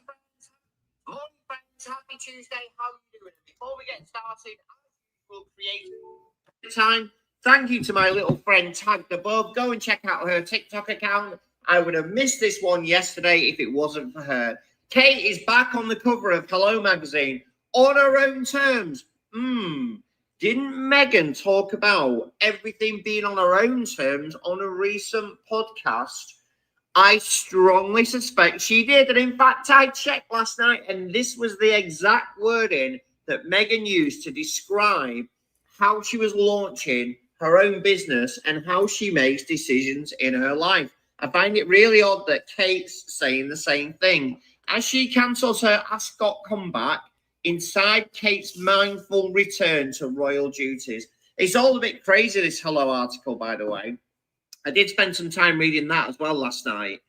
To me, and without being overly cruel, it does sound like Kate's basically saying, I'm not going to do much, to be honest, and you're not going to see me for months at a time.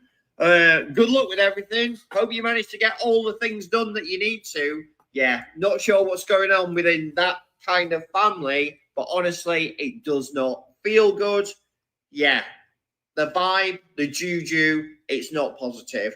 As ever, comments are open. Thanks again to Creator Credit. Let me know what you think. Now, that was Martin of Ministry of Hacks. It doesn't feel right. It doesn't feel right. You got Kate. She felt empowered enough to call off an outing, a royal duty, which involved her father-in-law, the king of a 1,000-year-old institution.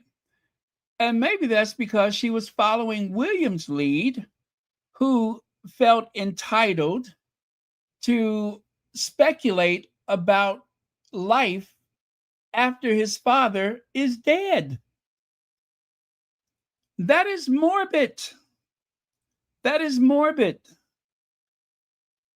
Now, Harry said in, what was it, the docuseries? Or was it his book? I think it was his book, Spare.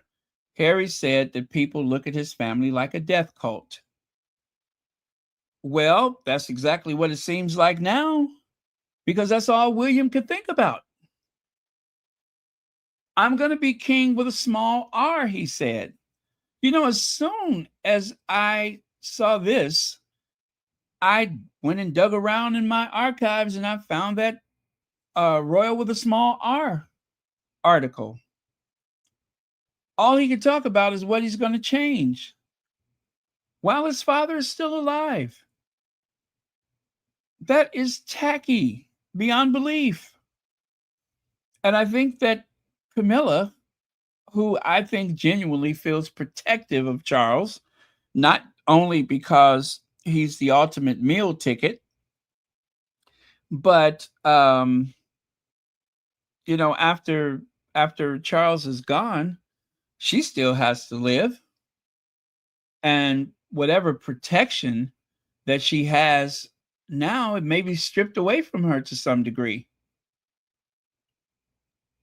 Whatever protection she has, some of the privileges will be lost.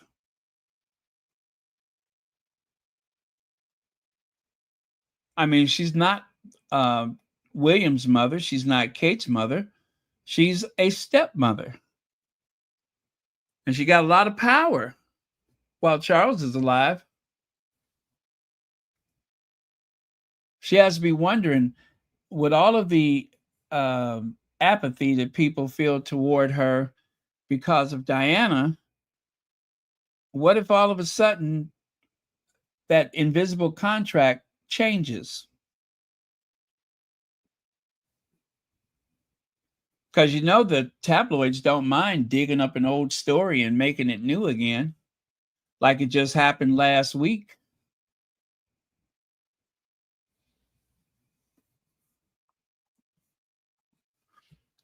Kate Middleton recalibrating her entire life as Prince William hides on his birthday. Good grief. Really? She's recalibrating her whole life? She's had a year and a half to do that.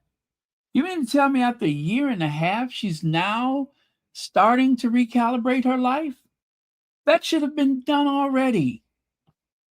She was healthy enough to go skiing. She should have been healthy enough to have already calibrated her life. I think calibrate means exactly what Martin said. Don't expect me to do all that work. If Kate is not visible, If Kate is not functioning as a working royal, that just leaves William, because Camilla is surely going to cut back if she's not completely cut off. Because I don't think Camilla's interested in this stuff. She's really not. She just wants to hang out with her friends and drink. I wonder if William would even ask her to do anything after his father is gone. The incredible shrinking royal family. Okay. Let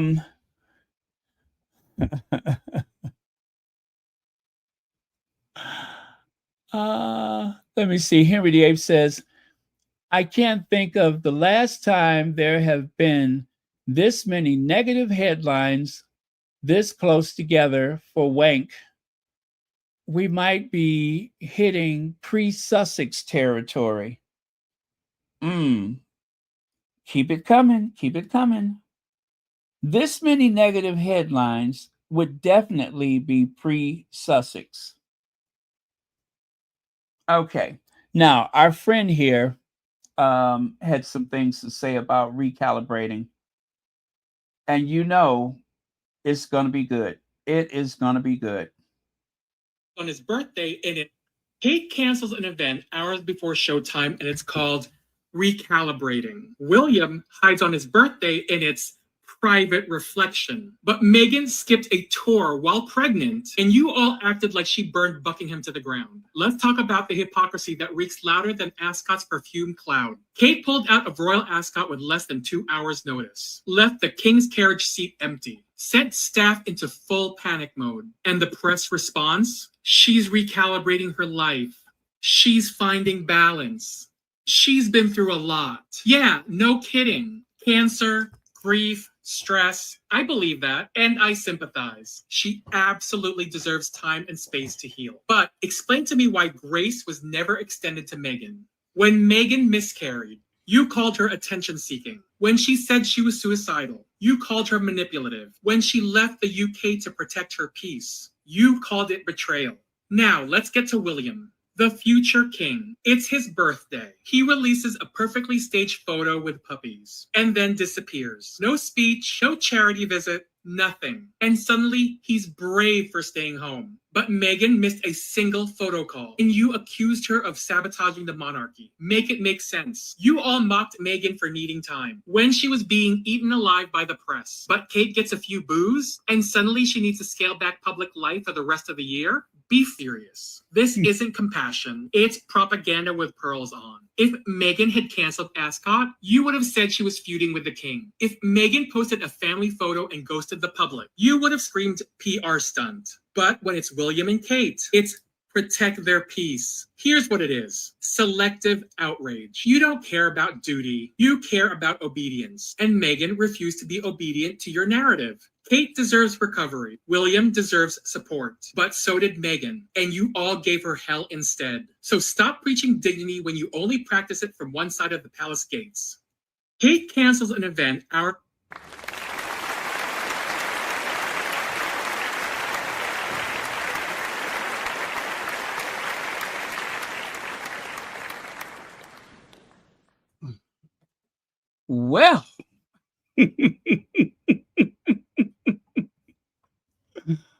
Well, wow.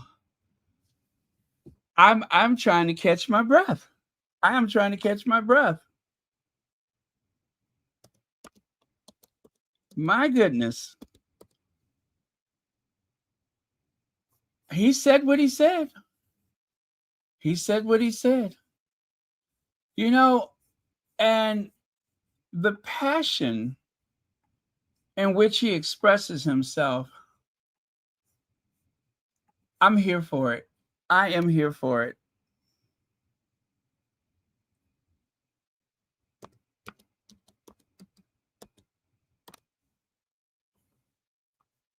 I am here for it.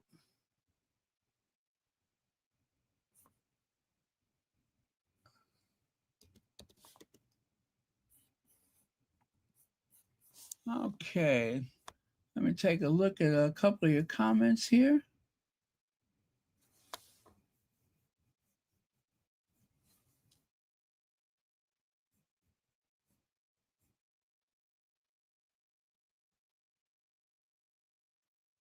Oh, okay. Thank you. Thank you so much. You know, I rarely check that email. Thank you. Um, I cannot wait to watch it.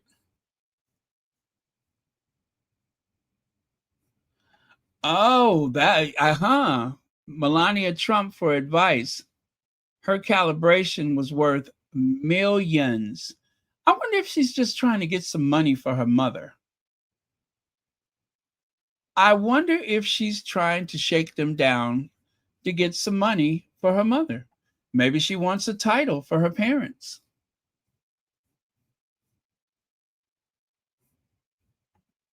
I can't believe it though. I cannot believe that she just called off like that and that it was no type of emergency. She did not pretend that it was illness. It was definitely sending a message. That was definitely sending a message. That was a public declaration of independence. That's what it was. It was a public declaration of independence. But it just goes to show her privilege. She has the privilege to show out like that. Meghan would not be afforded that type of privilege. Meghan has never been afforded that kind of a privilege. Not in that family. Not in that family. Meghan worked, I would say, twice as hard as Kate, but even more so. Saying twice as hard, it was 3 or 4 times as hard, and got very little recognition from the family, very little recognition from the press. What she got was a few compliments and a ton of criticism, tons of criticism, again and again and again.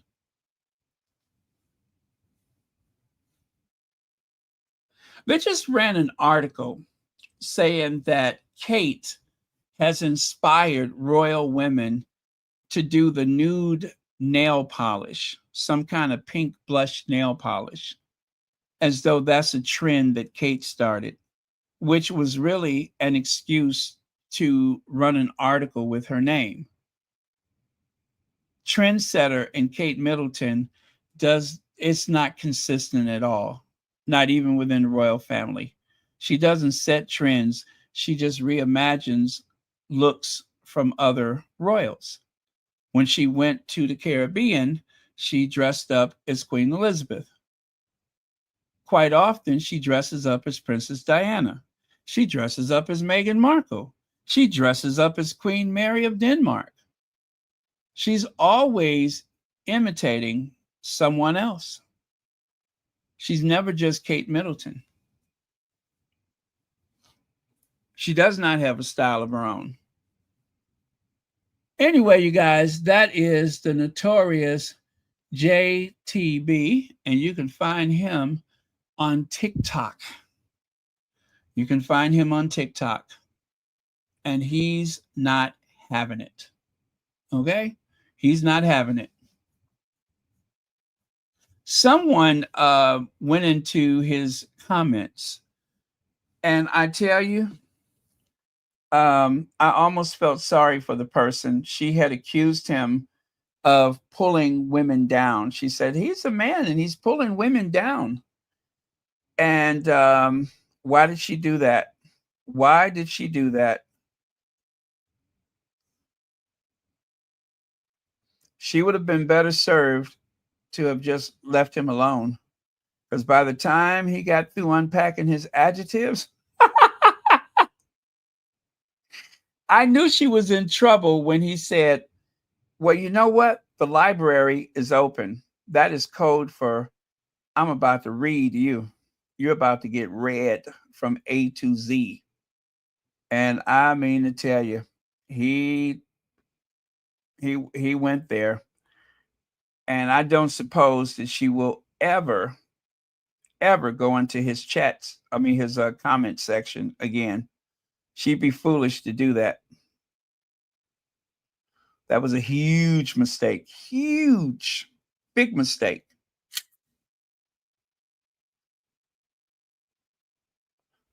Terrible mistake. She was foolish and she was paid out for her folly. Okay, let's go to the next slide. What number am I on? Oh, 24.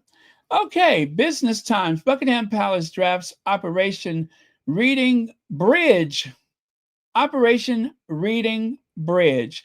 In case Kate Middleton's death report. Buckingham Palace has a detailed contingency plan in place in the event of Princess Kate Middleton's death. According to a forthcoming book by royal commentator Bertrand Decker, the protocol named Operation Reading Bridge was reportedly chosen by Prince William as a tribute to Kate's hometown. The revelation,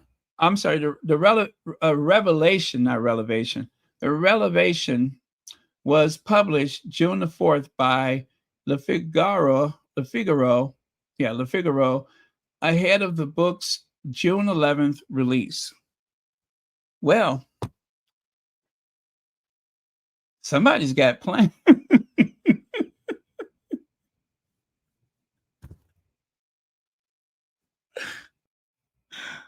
How do you guys feel about that? How do you all feel about that? Like I said, the whole thing is very morbid. William cannot stop thinking about losing his father. Now he has shifted his fixation to his wife. Oh, Reading Bridge? Okay. Reading Bridge. Got it. Operation Reading Bridge.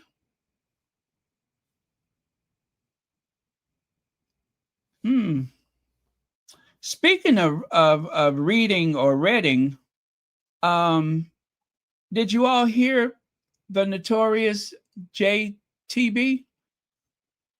That was reading or reading and reading. Oh, man.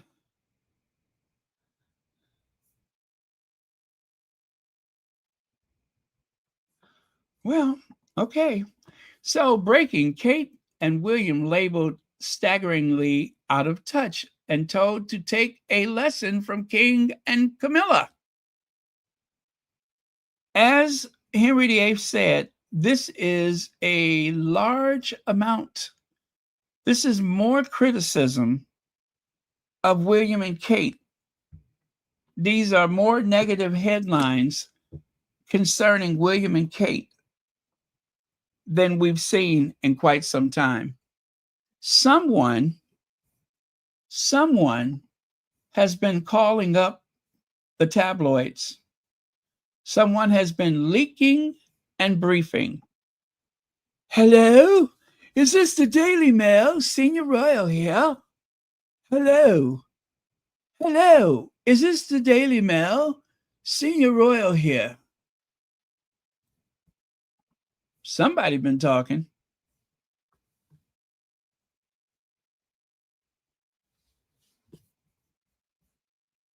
You know, it's inevitable that William will be king. That's inevitable. But Charles is as petty as they come. Now, Charles cannot stop William from being king, and he probably wouldn't want to. But he is more than capable of an embarrassment against those two.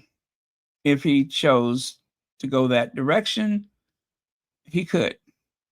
If that was a choice that he was willing to make, he could, and there would be nothing that could be done about it.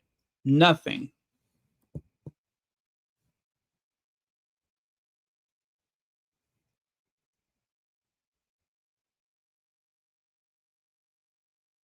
Huh.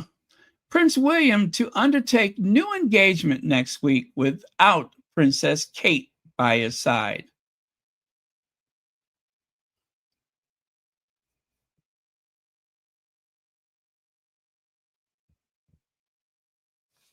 Oh, yes, yes.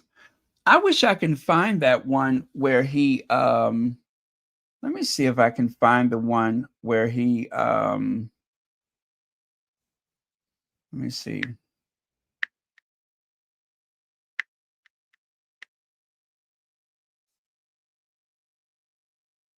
I know he's on Instagram. I know he's on there, but oh my goodness. I heard one today that I was just like, ouch. Ouch.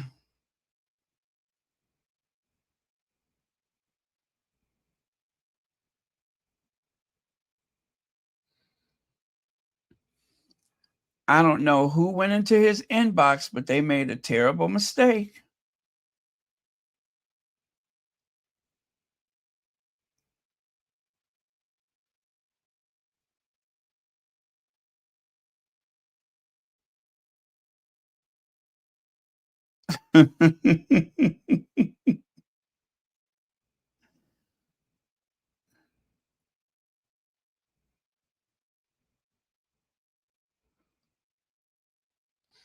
Wait a minute. Was there when was this photo taken? Oh, okay, that's an old photo.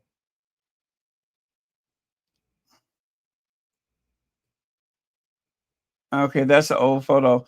I was just like, for a second there, I thought there was a new photo of the Sussexes out, but it is not.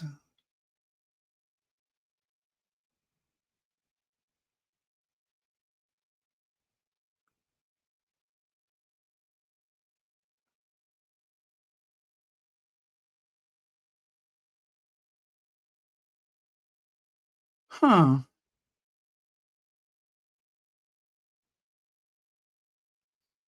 Oh well, and I saw it earlier today on the Instagram. Let me go to his TikTok and see if I can find it. If you want to hear a good read, if you want to hear a good read, I don't know if y'all got a stomach for this one, but the way he read this girl, I felt sorry for her. Although I say this much, she should stay out of his inbox. If I was her, I would never go near his inbox again. Okay.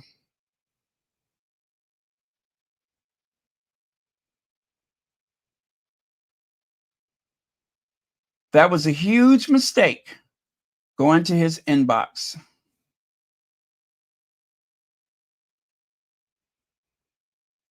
Dolly Parton made $10 million off of Whitney's voice. And Kate cancels an event hours before she... Okay, that's not it.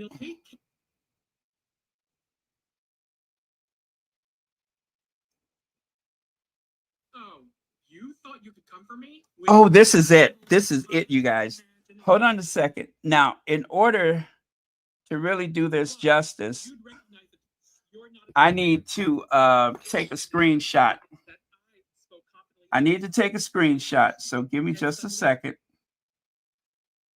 Please, you're not a it. Nuance in fashion isn't mirrored in. That's not analysis. Clearly isn't your fitting bathing suit in pull down women. I really think is royal fashion that ills clarity and healthy and thinks that's style seats. And if Meghan shifted, hold on, you guys, don't go anywhere. You don't want to miss this one. Hanging next to pull down women. Fashion movement. You mistook that for you. It says more about your ministry. Because if it was, you'd recognize the difference between trendsetter and follower. Meghan shifted royal style. Kate mirrored it. That's not shade. That's sequence. That's receipts. And if you missed that, it says more about your eye than my opinion. But I get it. Nuance in fashion isn't for everyone. Especially not someone who throws on a $9 swimsuit and a Dollar Tree. Oh. Nuance in fashion isn't for everyone. Especially not someone who throws on a $9 swimsuit and a Dollar Tree lace cover-up, takes a blurry poolside selfie, and thinks...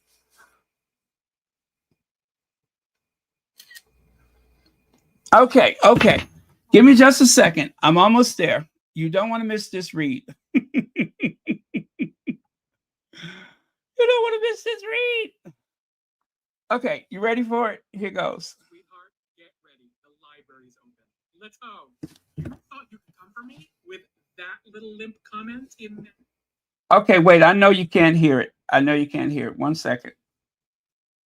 See, I'm getting excited and I'm making mistakes. Imagine as a man, he's pulling down other women for this kind of topics. Sweetheart, get ready. The library's. Oh, you thought you could come for me with that little limp comment? Imagine as a man, he's pulling down other women for this kind of topics. Sweetheart, get ready. The library's open. Let's be honest here. This wasn't about defending women. This was about defending mediocrity. And judging by your wardrobe, you've been doing that for a while. Let's start here.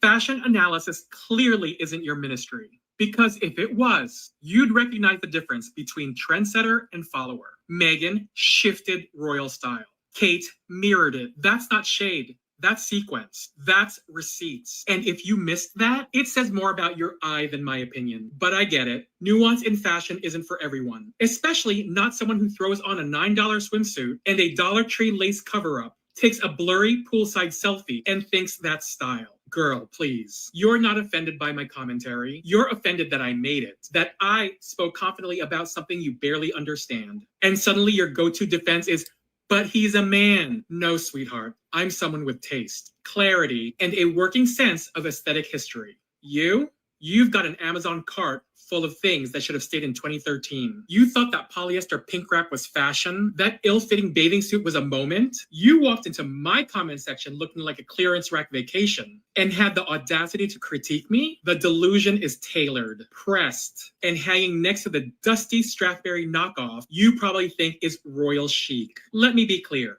I didn't pull down women. I called out a pattern. I traced a shift. I referenced actual fashion movement. You mistook that for an attack because you don't know the difference between style and stuff you put on your body. You thought you could silence me with a tired line and an outfit that screams background extra at a hotel pool. No. You came for the professor with notebook paper and a broken pencil. Next time, don't come for me unless your closet, your captions, and your comprehension are all doing what they're supposed to do. Until then, stay out of lanes clearly above your fashion grade. Oh, okay. If there's a... Lord have mercy on me. Lord have mercy on me. Y'all, I would not mess with him. I would not mess with him. That's all I'm saying. I would take the L and I would move on. I just have to write that one off. I would not want him to come for me. You walked into my comment section.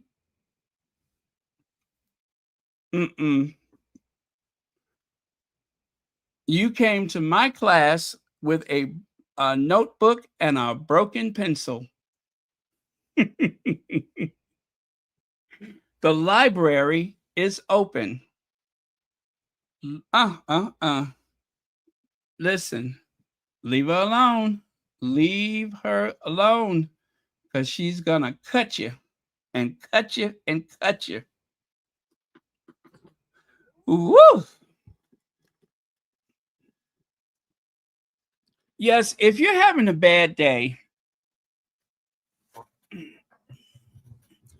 and you're frustrated with the coverage that the Sussexes have received, you want to go and find him on TikTok, the notorious JTB, and he will alleviate the pressure.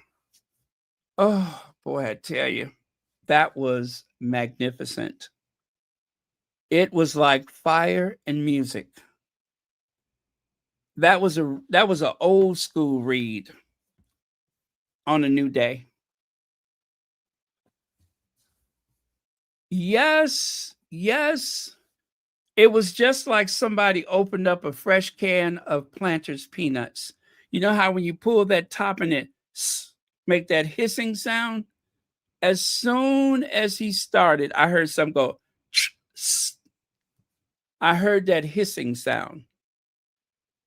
And it was a can of whoop ass. but it wasn't for sure. I know it was not Planters dry roasted peanuts. It was something with a little more sting to it, something that had a very savory, earthy taste. Was it Chef Boyardee? I don't think so. Whatever it was definitely a mouthful. Can you? Would you like to? Let's do it. Let's do it. I don't mind. Let's talk about what I'm done with Bottega Veneta. I feel like Okay. there were micro.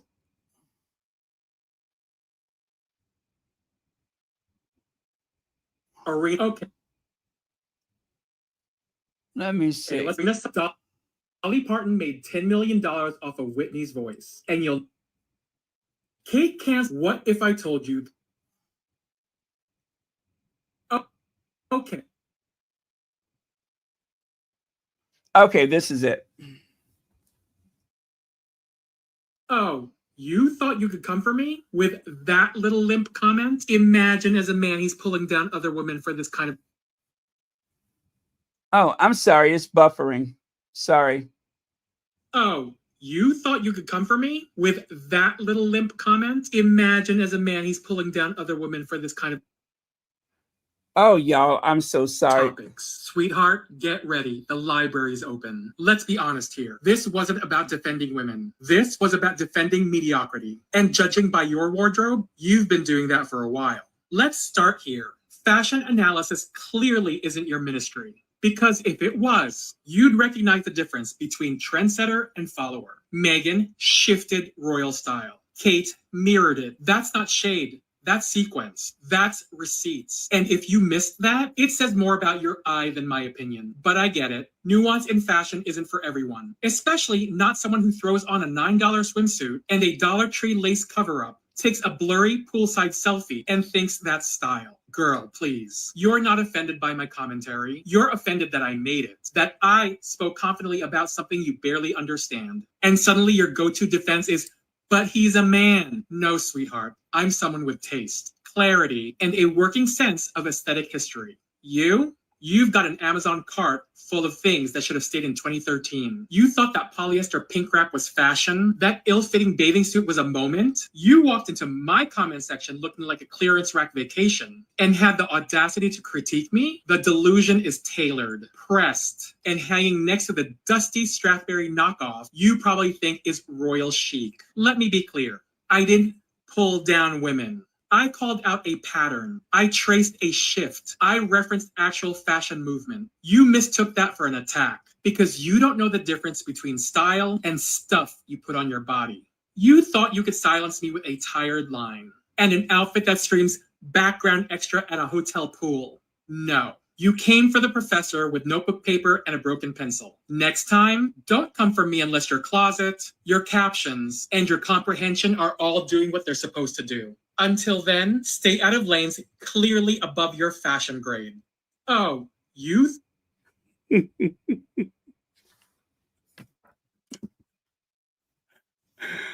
Oh, Lord. I like I said, I'm never going to bother him. No, I'm not going to do it. I don't have the courage. I do not have the courage. All I can say is I'm glad he's on our side. I am so glad that he's on our side. This is why I love TikTok. I love TikTok. I love the fact that every so often you find someone on TikTok who really knows how to frame the argument, who knows how to describe the opponent. Yeah, he went there. He knows how to take down the enemy. Fearless. He's absolutely fearless. Whew. I mean, I just have to take a deep breath. All right. Where did I leave off? I think I was here. No, I was here. So, Kate Middleton's struggle with royal life shows a striking similarity to Meghan Markle. Oh, I hope he talks about this. This article had the nerves to say that Kate struggles with public life just like Meghan did, and that there's are some similarities to be drawn. No way is that possible. Meghan does not have a struggle with public life. Meghan has been a part of public life since she was a child. She was featured on the news not once, but twice. Once protesting the invasion of Iraq, the other time protesting a very sexist, very biased ad campaign. You'd be hard pressed to make it on television once. I saw a video years ago. Prince was on television. Yes, singer Prince. I forgot what the story was about, but just so happens this little kid from Minnesota was on television. Nowadays, making it to the mainstream media is not so difficult as it was back in those days. Back in those days, it was rare. Even local television, it was kind of rare. And yet, there is proof and evidence that our Duchess has always been able to conduct herself in public, absolutely fearless. You cannot compare someone who's shy, someone who stammers, someone who has to look at a sheet of paper 8 times just to recite one line to christen a ship. And they would dare say that there's a comparison to Meghan. No, there is not. There is no comparison. Meghan was born to be Meghan. Kate was born to be Kate. Plain and simple.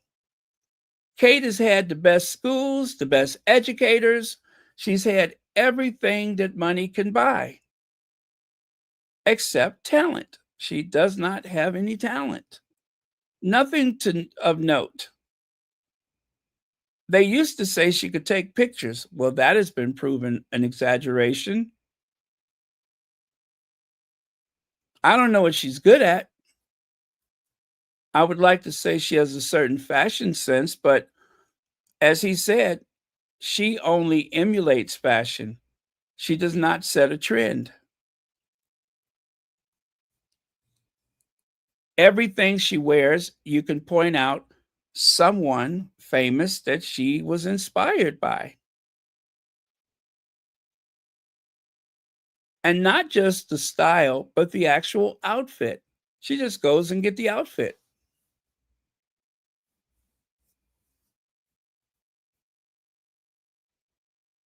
Hi, Ruth C. Thank you so much for being here.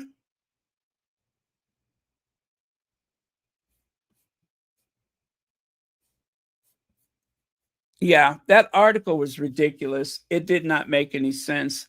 It was such a stretch. And when I say a stretch, it was a stretch, a big stretch. They are totally different. There's nothing they have in common except they married into that family. That's it. They're trying to paint Kate as this woman who married into the royal family that has been victimized by the royal family. She's such a victim that she had enough courage to say, I'm not going. And guess what? Ain't nothing going to happen. The media is giving her cover. William's going to be king. So, I mean, what's going to happen to her? Nothing. There won't be any punishment for this. The only punishment that she has received is that she's not allowed to wear a tiara. And she's not allowed to wear blue if Camilla wants to wear it first. Which brings us to this. Queen Camilla and Kate Middleton battle over blue dresses and what a staffer is saying now. There's reportedly been a battle brewing about when some royal ladies, like the Princess of Wales, can and can't wear a certain color. Now, Queen Camilla, dressmaker, implementing a change.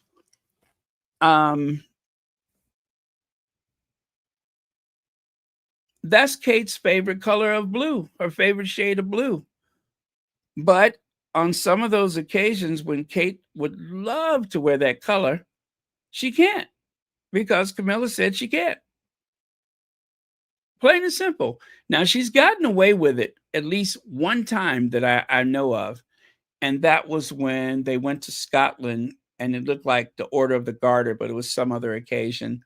That was the one exception that I know of. Other than that, Kate stays away from that royal blue or electric blue, whatever you want to call it, because Camilla says so.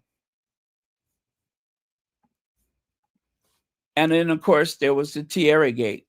Kate really wanted to wear a tiara to the coronation, and Camilla said no.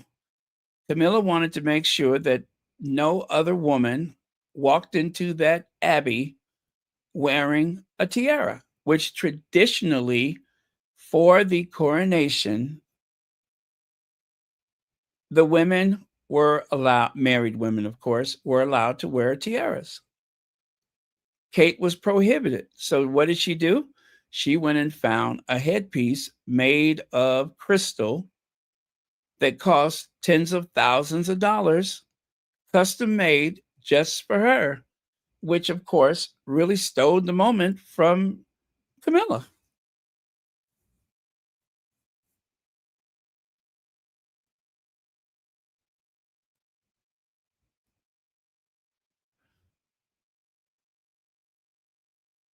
Let me see.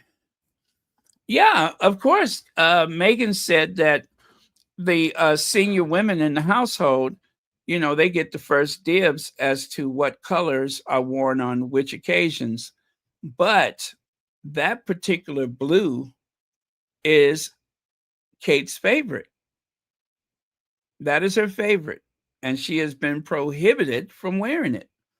Now, she did wear something very close to it for Christmas. She did wear something very close for Christmas. But whenever, even at the last minute, if Camilla wants to pull rank, she just pulls rank. Camilla could really dictate what the women in the family wear. She can dictate that anytime she chooses. Just like she was able to dictate that Kate would not wear a tiara. So Kate did not go to the banquet or the state dinner, rather. Just like Camilla determines what woman in the family wears what jewels, which is how Sophie wore the lotus tiara. That is almost unheard of. That is unheard of.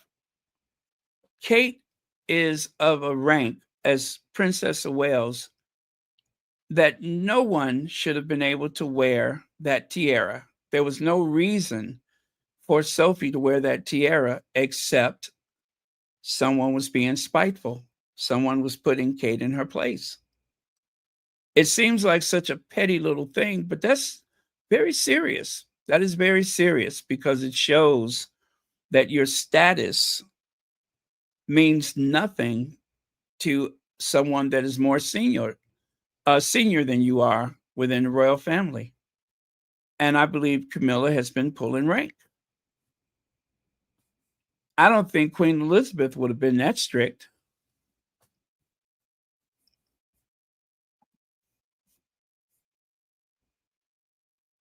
And I wonder if there hasn't been other occasions when Kate was hoping to wear a particular jewel and they just told her, no, you wear what we give you.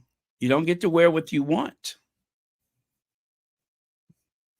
But as a rule, when you have been loaned a certain piece of jewelry, you usually keep it for life. It still belongs to the crown, but as long as you live, you are allowed to wear that. Only you. Somebody put her in her place. Now, I think you'll enjoy this. Former GB News host Albie Amakona alleges he was racially discriminated against and unfairly dismissed after saying he believed Suella Braverman was a racist and a thoroughly bigoted woman. Really? Yeah, really. He got the sack. He was sacked.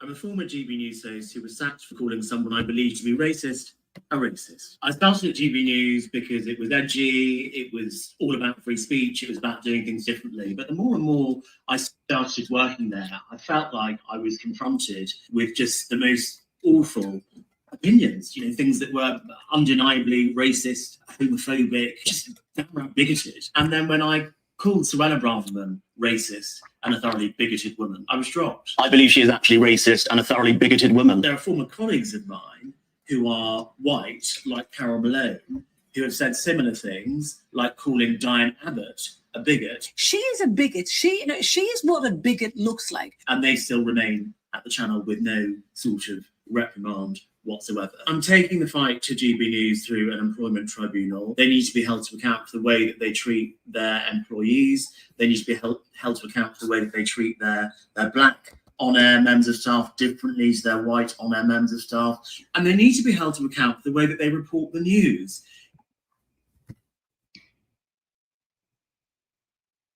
Colleagues of mine who are white.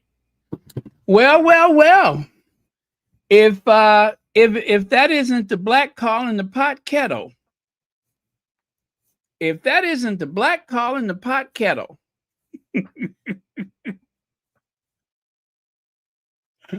isn't that something? You mean to tell me the person who knew exactly what kind of network he was working for, knew of the intolerance that they were capable of, and now he's upset because he wasn't allowed to say the same things that they were saying? Isn't that something? You can see right here, boo-hoo, you thought because your mostly right-wing rhetoric aligned with them, you would somehow get a pass? Newsflash, they still see you as that infamous letter in the alphabet. Same goes for that Nana with the bad wig. Just wait.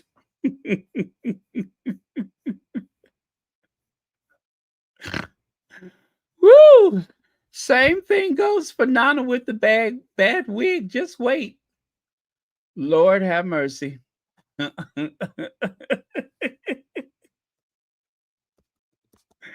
Nana with the bag. I keep saying bag. Nana with the bad wig.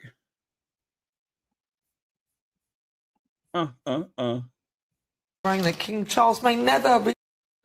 Prince Harry, is he being selfish? Prince Harry, is he being selfish? I ask this Prince Harry, is he being selfish? Yeah, Nana has said so much nasty, dirty things on that channel. Cruel, insensitive things that she has said, especially about our Duchess, that now her unhinged jaw is starting to click. Prince Harry, is Prince Harry. Yeah, Nana with the bad wigs. This broad said, Nana with the bad wig. I didn't think anybody noticed but us. Although I have to say, that is a good look for her right there. That is the best that I think she's ever looked. Yeah, that is the best that she's ever looked. it doesn't look overly wiggy. You know what I mean? It's not just that the color, is different. It's just that it doesn't look so wiggy. Sometimes her wigs just look too wiggy. I mean, while she's talking, you can see that the cap of the wig is sliding back and forth, and yeah, rolling and starting to roll up in the front. But again, this is the best that she's ever looked. Prince Harry.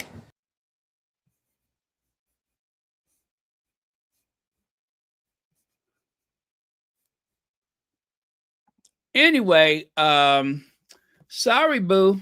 Sorry, boo. They got rid of you. Former GB News host sacked after calling out racism. Well, them's the breaks. Them's the breaks. Speaking of breaks, Eamon Holmes faced chorus of boos as he accepted the accolade for GB News at the Trick Awards in his wheelchair. Oh, what kind of trick is that? The Trick Award. Yeah, he probably, if anybody deserves an award for being a trick, is it? If anybody deserves the Trick Award, it's Eamon Holmes. I'm pretty sure of it. I'm pretty sure of it. Enough that you have to wonder, where does his paycheck go? The Trick Award. Mm-hmm. He's a good one. He's a good one.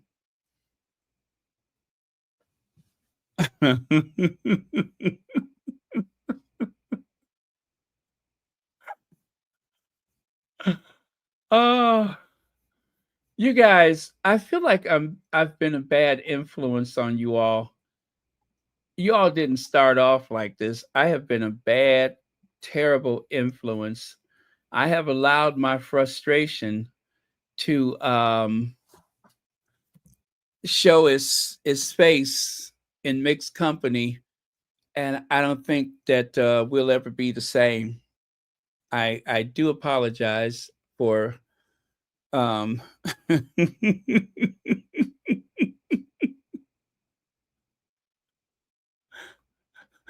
apologize for being myself. Now, if you all don't mind, oh my God. Okay, Hazel, I'm looking at the carriage ride. I'm sorry, you guys, I can't share it with you. William is looking away. Did you watch it, Hazel? I only see the person that took Kate's place. Who is that? Whoever took Kate's place was talking up a storm. And I think that he was talking to try to break the silence. That's what it looks like. It looks like he's being very animated so that he could break the silence. But it seems as though Charles is avoiding eye contact with William. William is looking off to the side. Oh.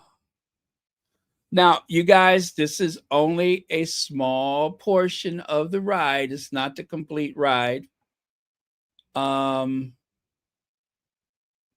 is not looking at William.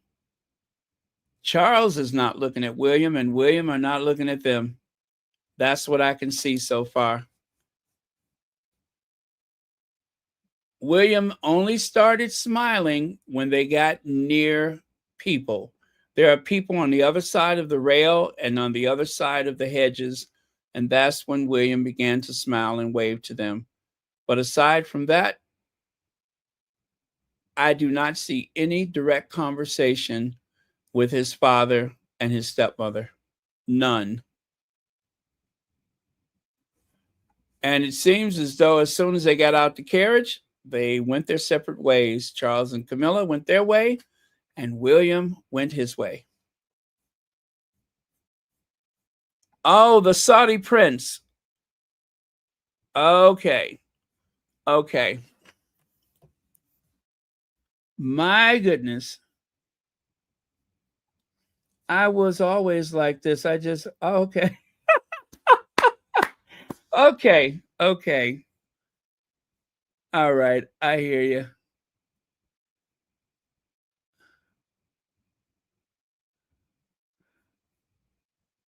Okay.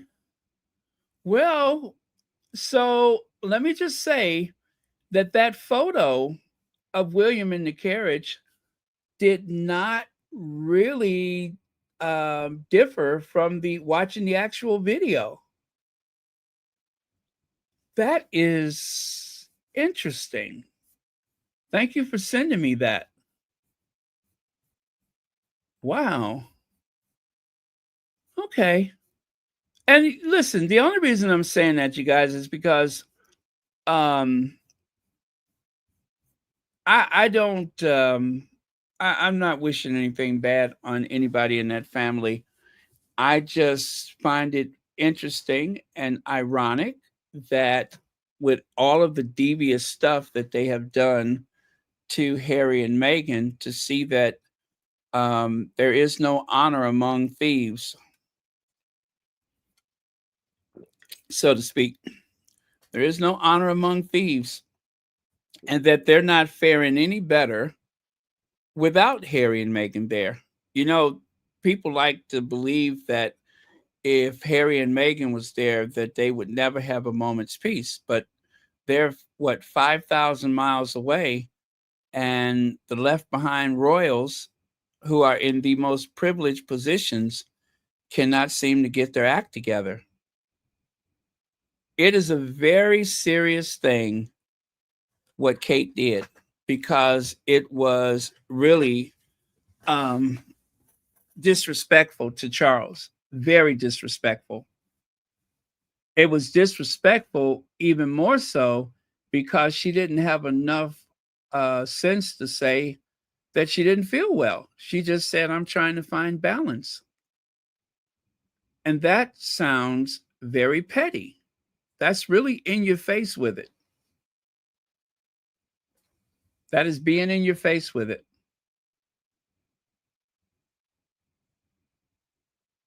So Eamon faced a chorus of boos. I don't have the video to share with you, but it was clearly audible.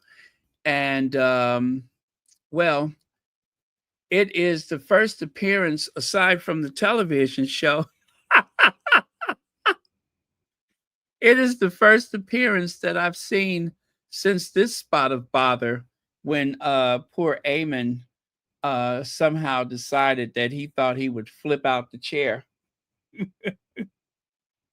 Just like a big clown in the circus, he decided that he would flip out the chair and land on his head or whatever he did.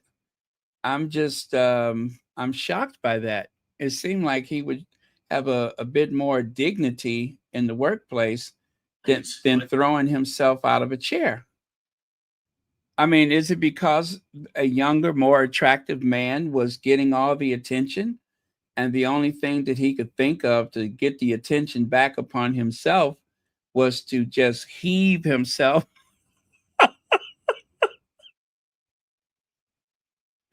He then hauled off and threw himself out the chair to try to get as much attention as possible. There's other ways to get attention. Excellence is and job performance. That's a great way to get attention. You don't just throw yourself out of a chair. You don't haul off and throw yourself out of a chair just to win some points. Who does that?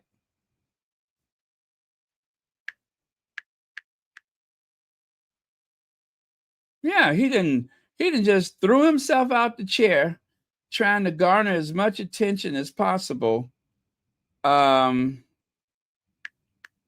it be easier just to just, politely listen to the gentleman finish the conversation? But no, he threw himself out the chair. He went flying across the room and hit the floor like a sack of potatoes.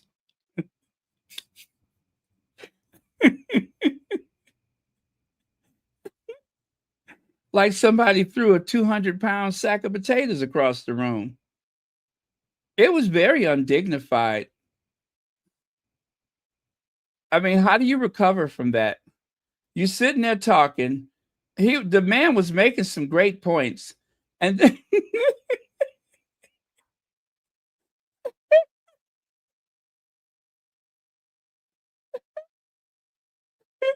the man was making some great points, and then all of a sudden you hear this big crash.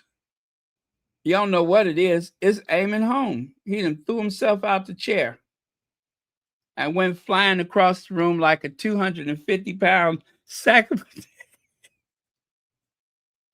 like a 250-pound sack of potatoes. He should have apologized to the young man. And thank goodness he didn't fall on him. And then they tried to make it Eamon feel better. Other people say, yeah, those chairs are dangerous.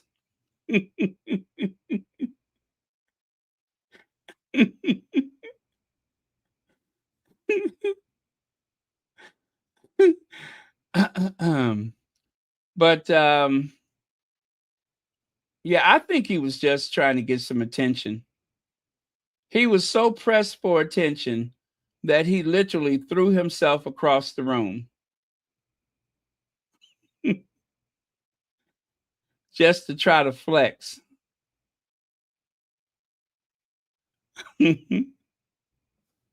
Reform will do very well, as they did with the Scunthorpe steelwork. So they came directly to say that's an area government needs to step in. That's where nationalisation needs to come in.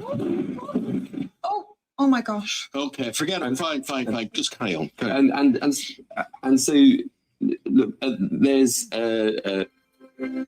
and this is where, I think reform will do very well, as they did with the Scunthorpe steelwork. So they came directly to say that's an area government needs to step in. That's where nationalisation needs to come in. Oh my gosh. Okay, forget it. Fine. Just carry on. And so look, there's talk about being at a loss for words. Talk about being at a loss for words. This poor young man is sitting there, younger than Eamon Holmes. Eamon Holmes didn't look that good when he was young. I mean, he's like some real eye candy. And Eamon Holmes couldn't take it. He couldn't take the fact that this very handsome, fair young man is sitting there on his show, speaking very eloquently and intelligently, and he couldn't take it. So he got jealous and threw himself out the chair.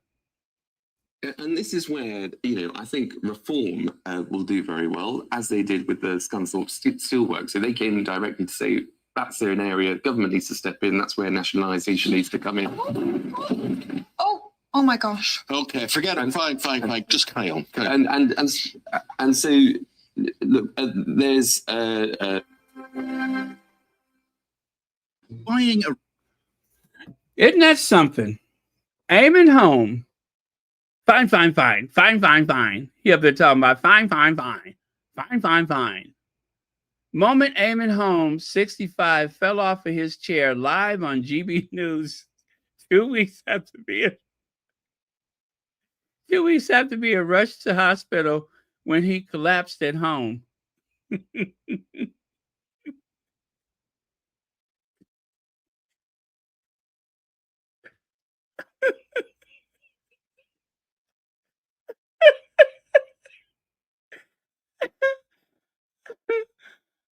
That is desperation. Anybody that attention seeking is a danger to be around. He's a danger to himself and other people. He is. He's a danger to himself and other people. Either one of those people at the desk could have been hurt by him going through all of this attention seeking and leaping out the chair onto the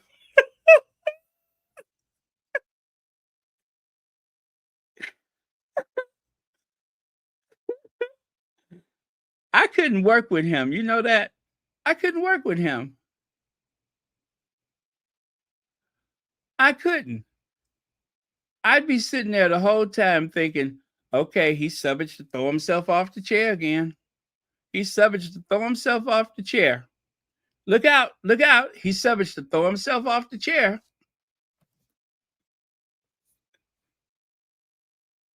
And this is where, I think reform will do very well, as they did with the Scunthorpe Steelworks. So they came directly to say, that's an area government needs to step in. That's where nationalisation needs to come in.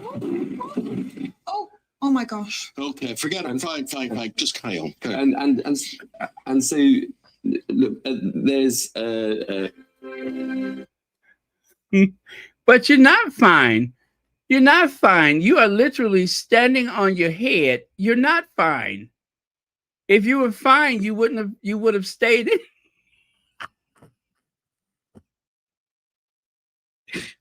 If you were fine, you would have stayed in your chair. How are you going to say I'm fine? Fine. I'm fine. Carrie? Fine. Fine.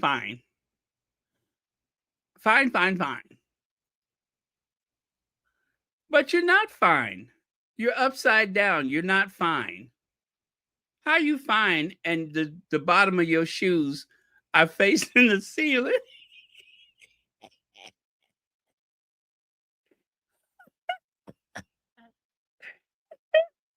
If you were fine, you wouldn't be looking up at the ceiling right now. You know what? I don't know how many more falls he got left in him, but I think he's really, really taking his chances. He is too accident prone. He's too proud, too accident prone. He's subject to throw himself off the chair at any moment. Look at there. Truth about why Eamon Holmes fell off his chair. When Eamon Holmes fell off his chair live on it at 6:15 a.m. yesterday, shocking his loyal viewers.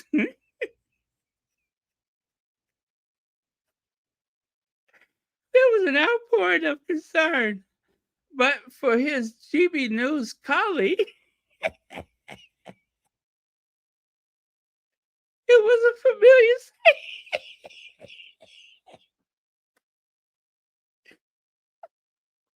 It was a familiar scene. For he had toppled off his chair some weeks ago. The cameras weren't rolling.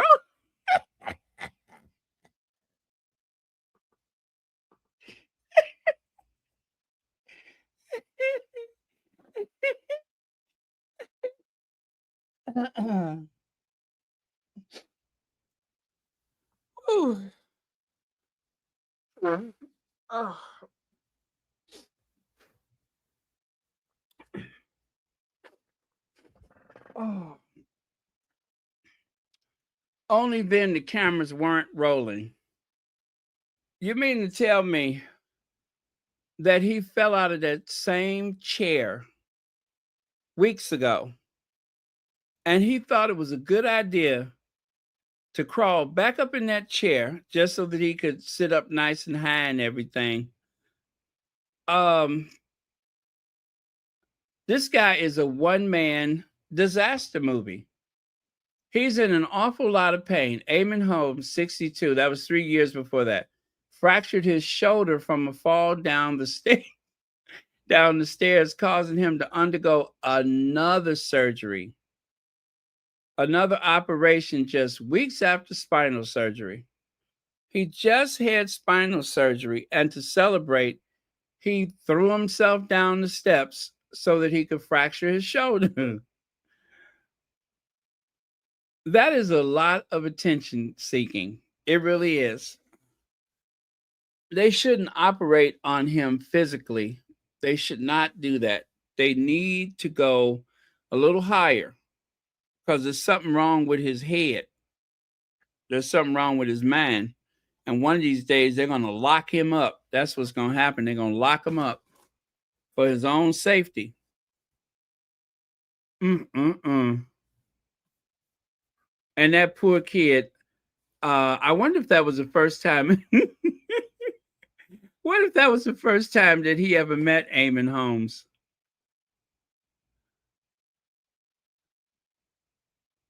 Yeah. What if that was the first time he ever met Eamon Holmes?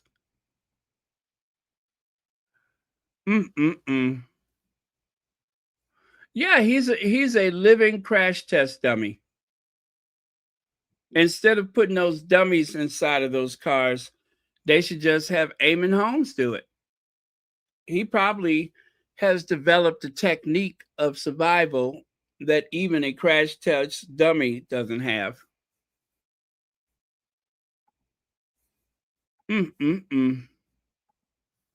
Oh well.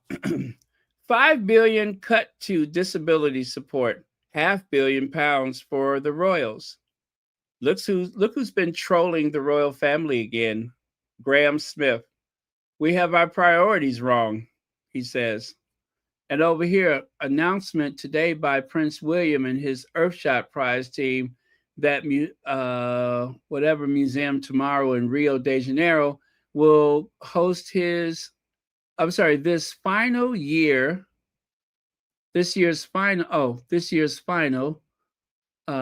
It is the same week when Brazil hosts world leaders at the UN Climate Summit, COP30 in Belém.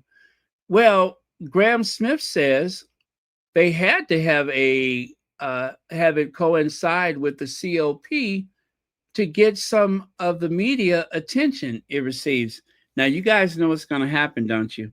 He's going to go down there just like when he went to New York that time. Remember when he went for Climate Week in New York and nobody was paying him enough attention? That's going to be the same thing that happens when he goes to Brazil. He is going to struggle to get people to acknowledge him, and they are going to go in the opposite direction. I know that that's going to happen. He's too thirsty. He doesn't give people a chance to seek him out. He's always chasing after people, trying to get attention, trying to show them that he's a global statesman. And right here, funny seeing British commentator upset by Trump's acting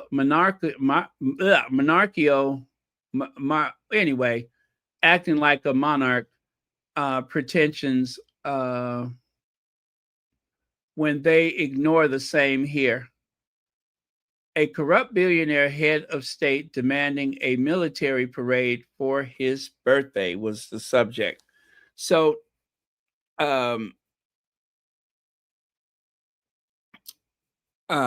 what's his name? Donald Trump wanted to have a military parade for his birthday.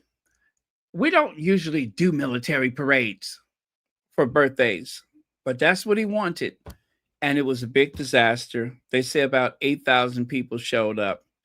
And there did not seem to be any choreography. The soldiers were out of sync, probably deliberately. So it was a big mistake. And Trump is a television producer. He should have known how to manage the situation, but he did not. He managed it about as well as he's been managing his policy in the Middle East. A disaster. So anyway, thank you, Graham Smith, for trolling. And check this out.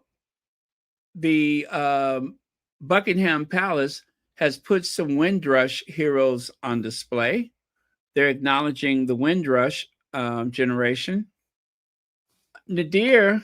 Narendra Kaur, she said, PR stunt alert. King Charles III Windrush portraits are a hollow gesture when thousands of victims still await justice and compensation. Honoring Black Britons with paintings while denying them real restitution is performative hypocrisy. Graham Smith said, they revel in their family history, yet refuse to apologize for the appalling crimes their family committed against African and Caribbean people. They are still sitting on millions inherited from slave trading forebears, but won't pay reparations. Be sure, but sure, show some paintings. Hashtag not my king. All right. And with that, you guys, let's take a look at Kate. She is getting ready for her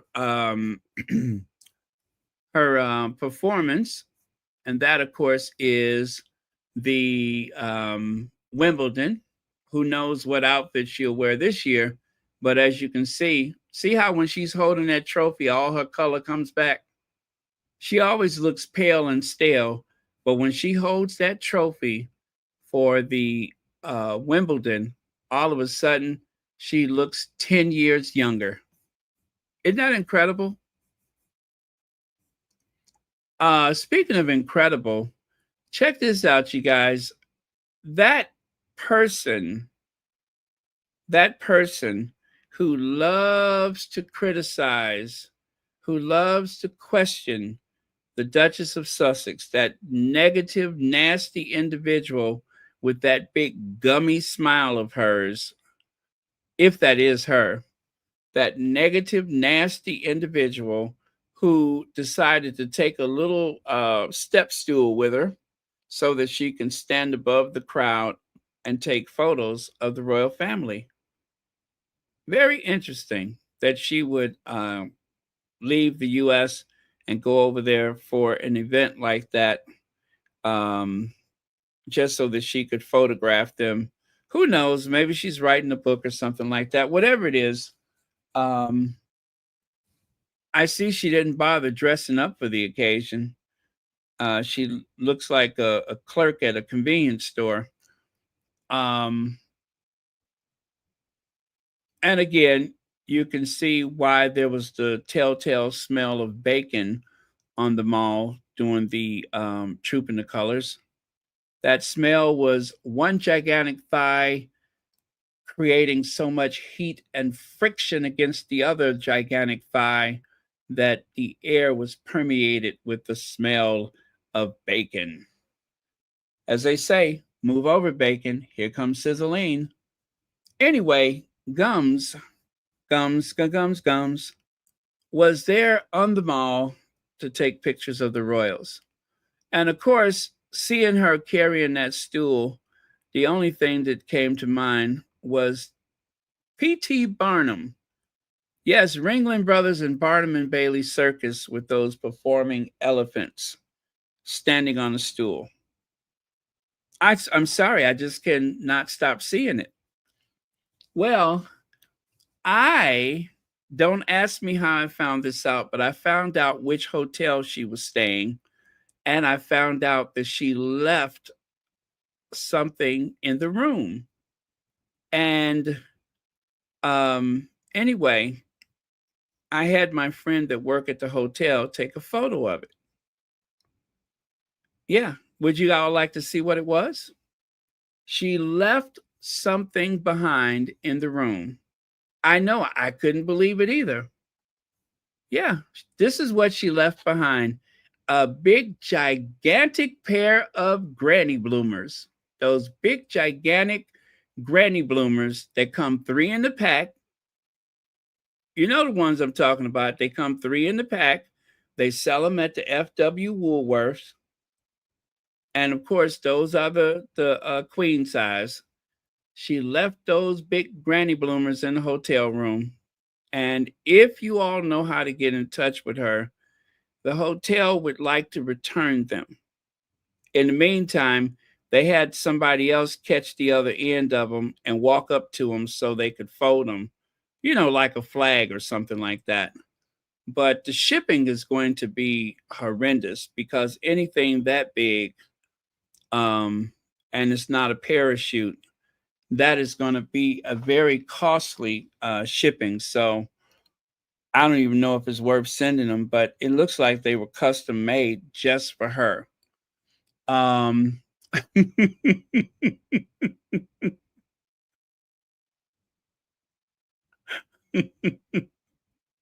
So anyway, if you know how to get in touch with her, just tell her that she left something behind in London and they are very keen to return it to her. Okay? And with that, you guys, I am going to say goodnight. Thank you to the moderators, Church Nellie, Lydia Washington, Cookies and Cream, Adrian Burrow, Dominica Anastasia Isabella Christensen, Legs, Sherry Ware, Elaine Parker, and on occasion, VS Speaks Royally, and the new sheriff in town, Hazel Jones. So thank you all very much. Thank you. And remember, you can achieve a membership with Royal Sussex for just $4.99. $4.99 for the price of a cup of coffee 1 day a month. You can help support this channel. Okay? All right. Love you guys. See you next time.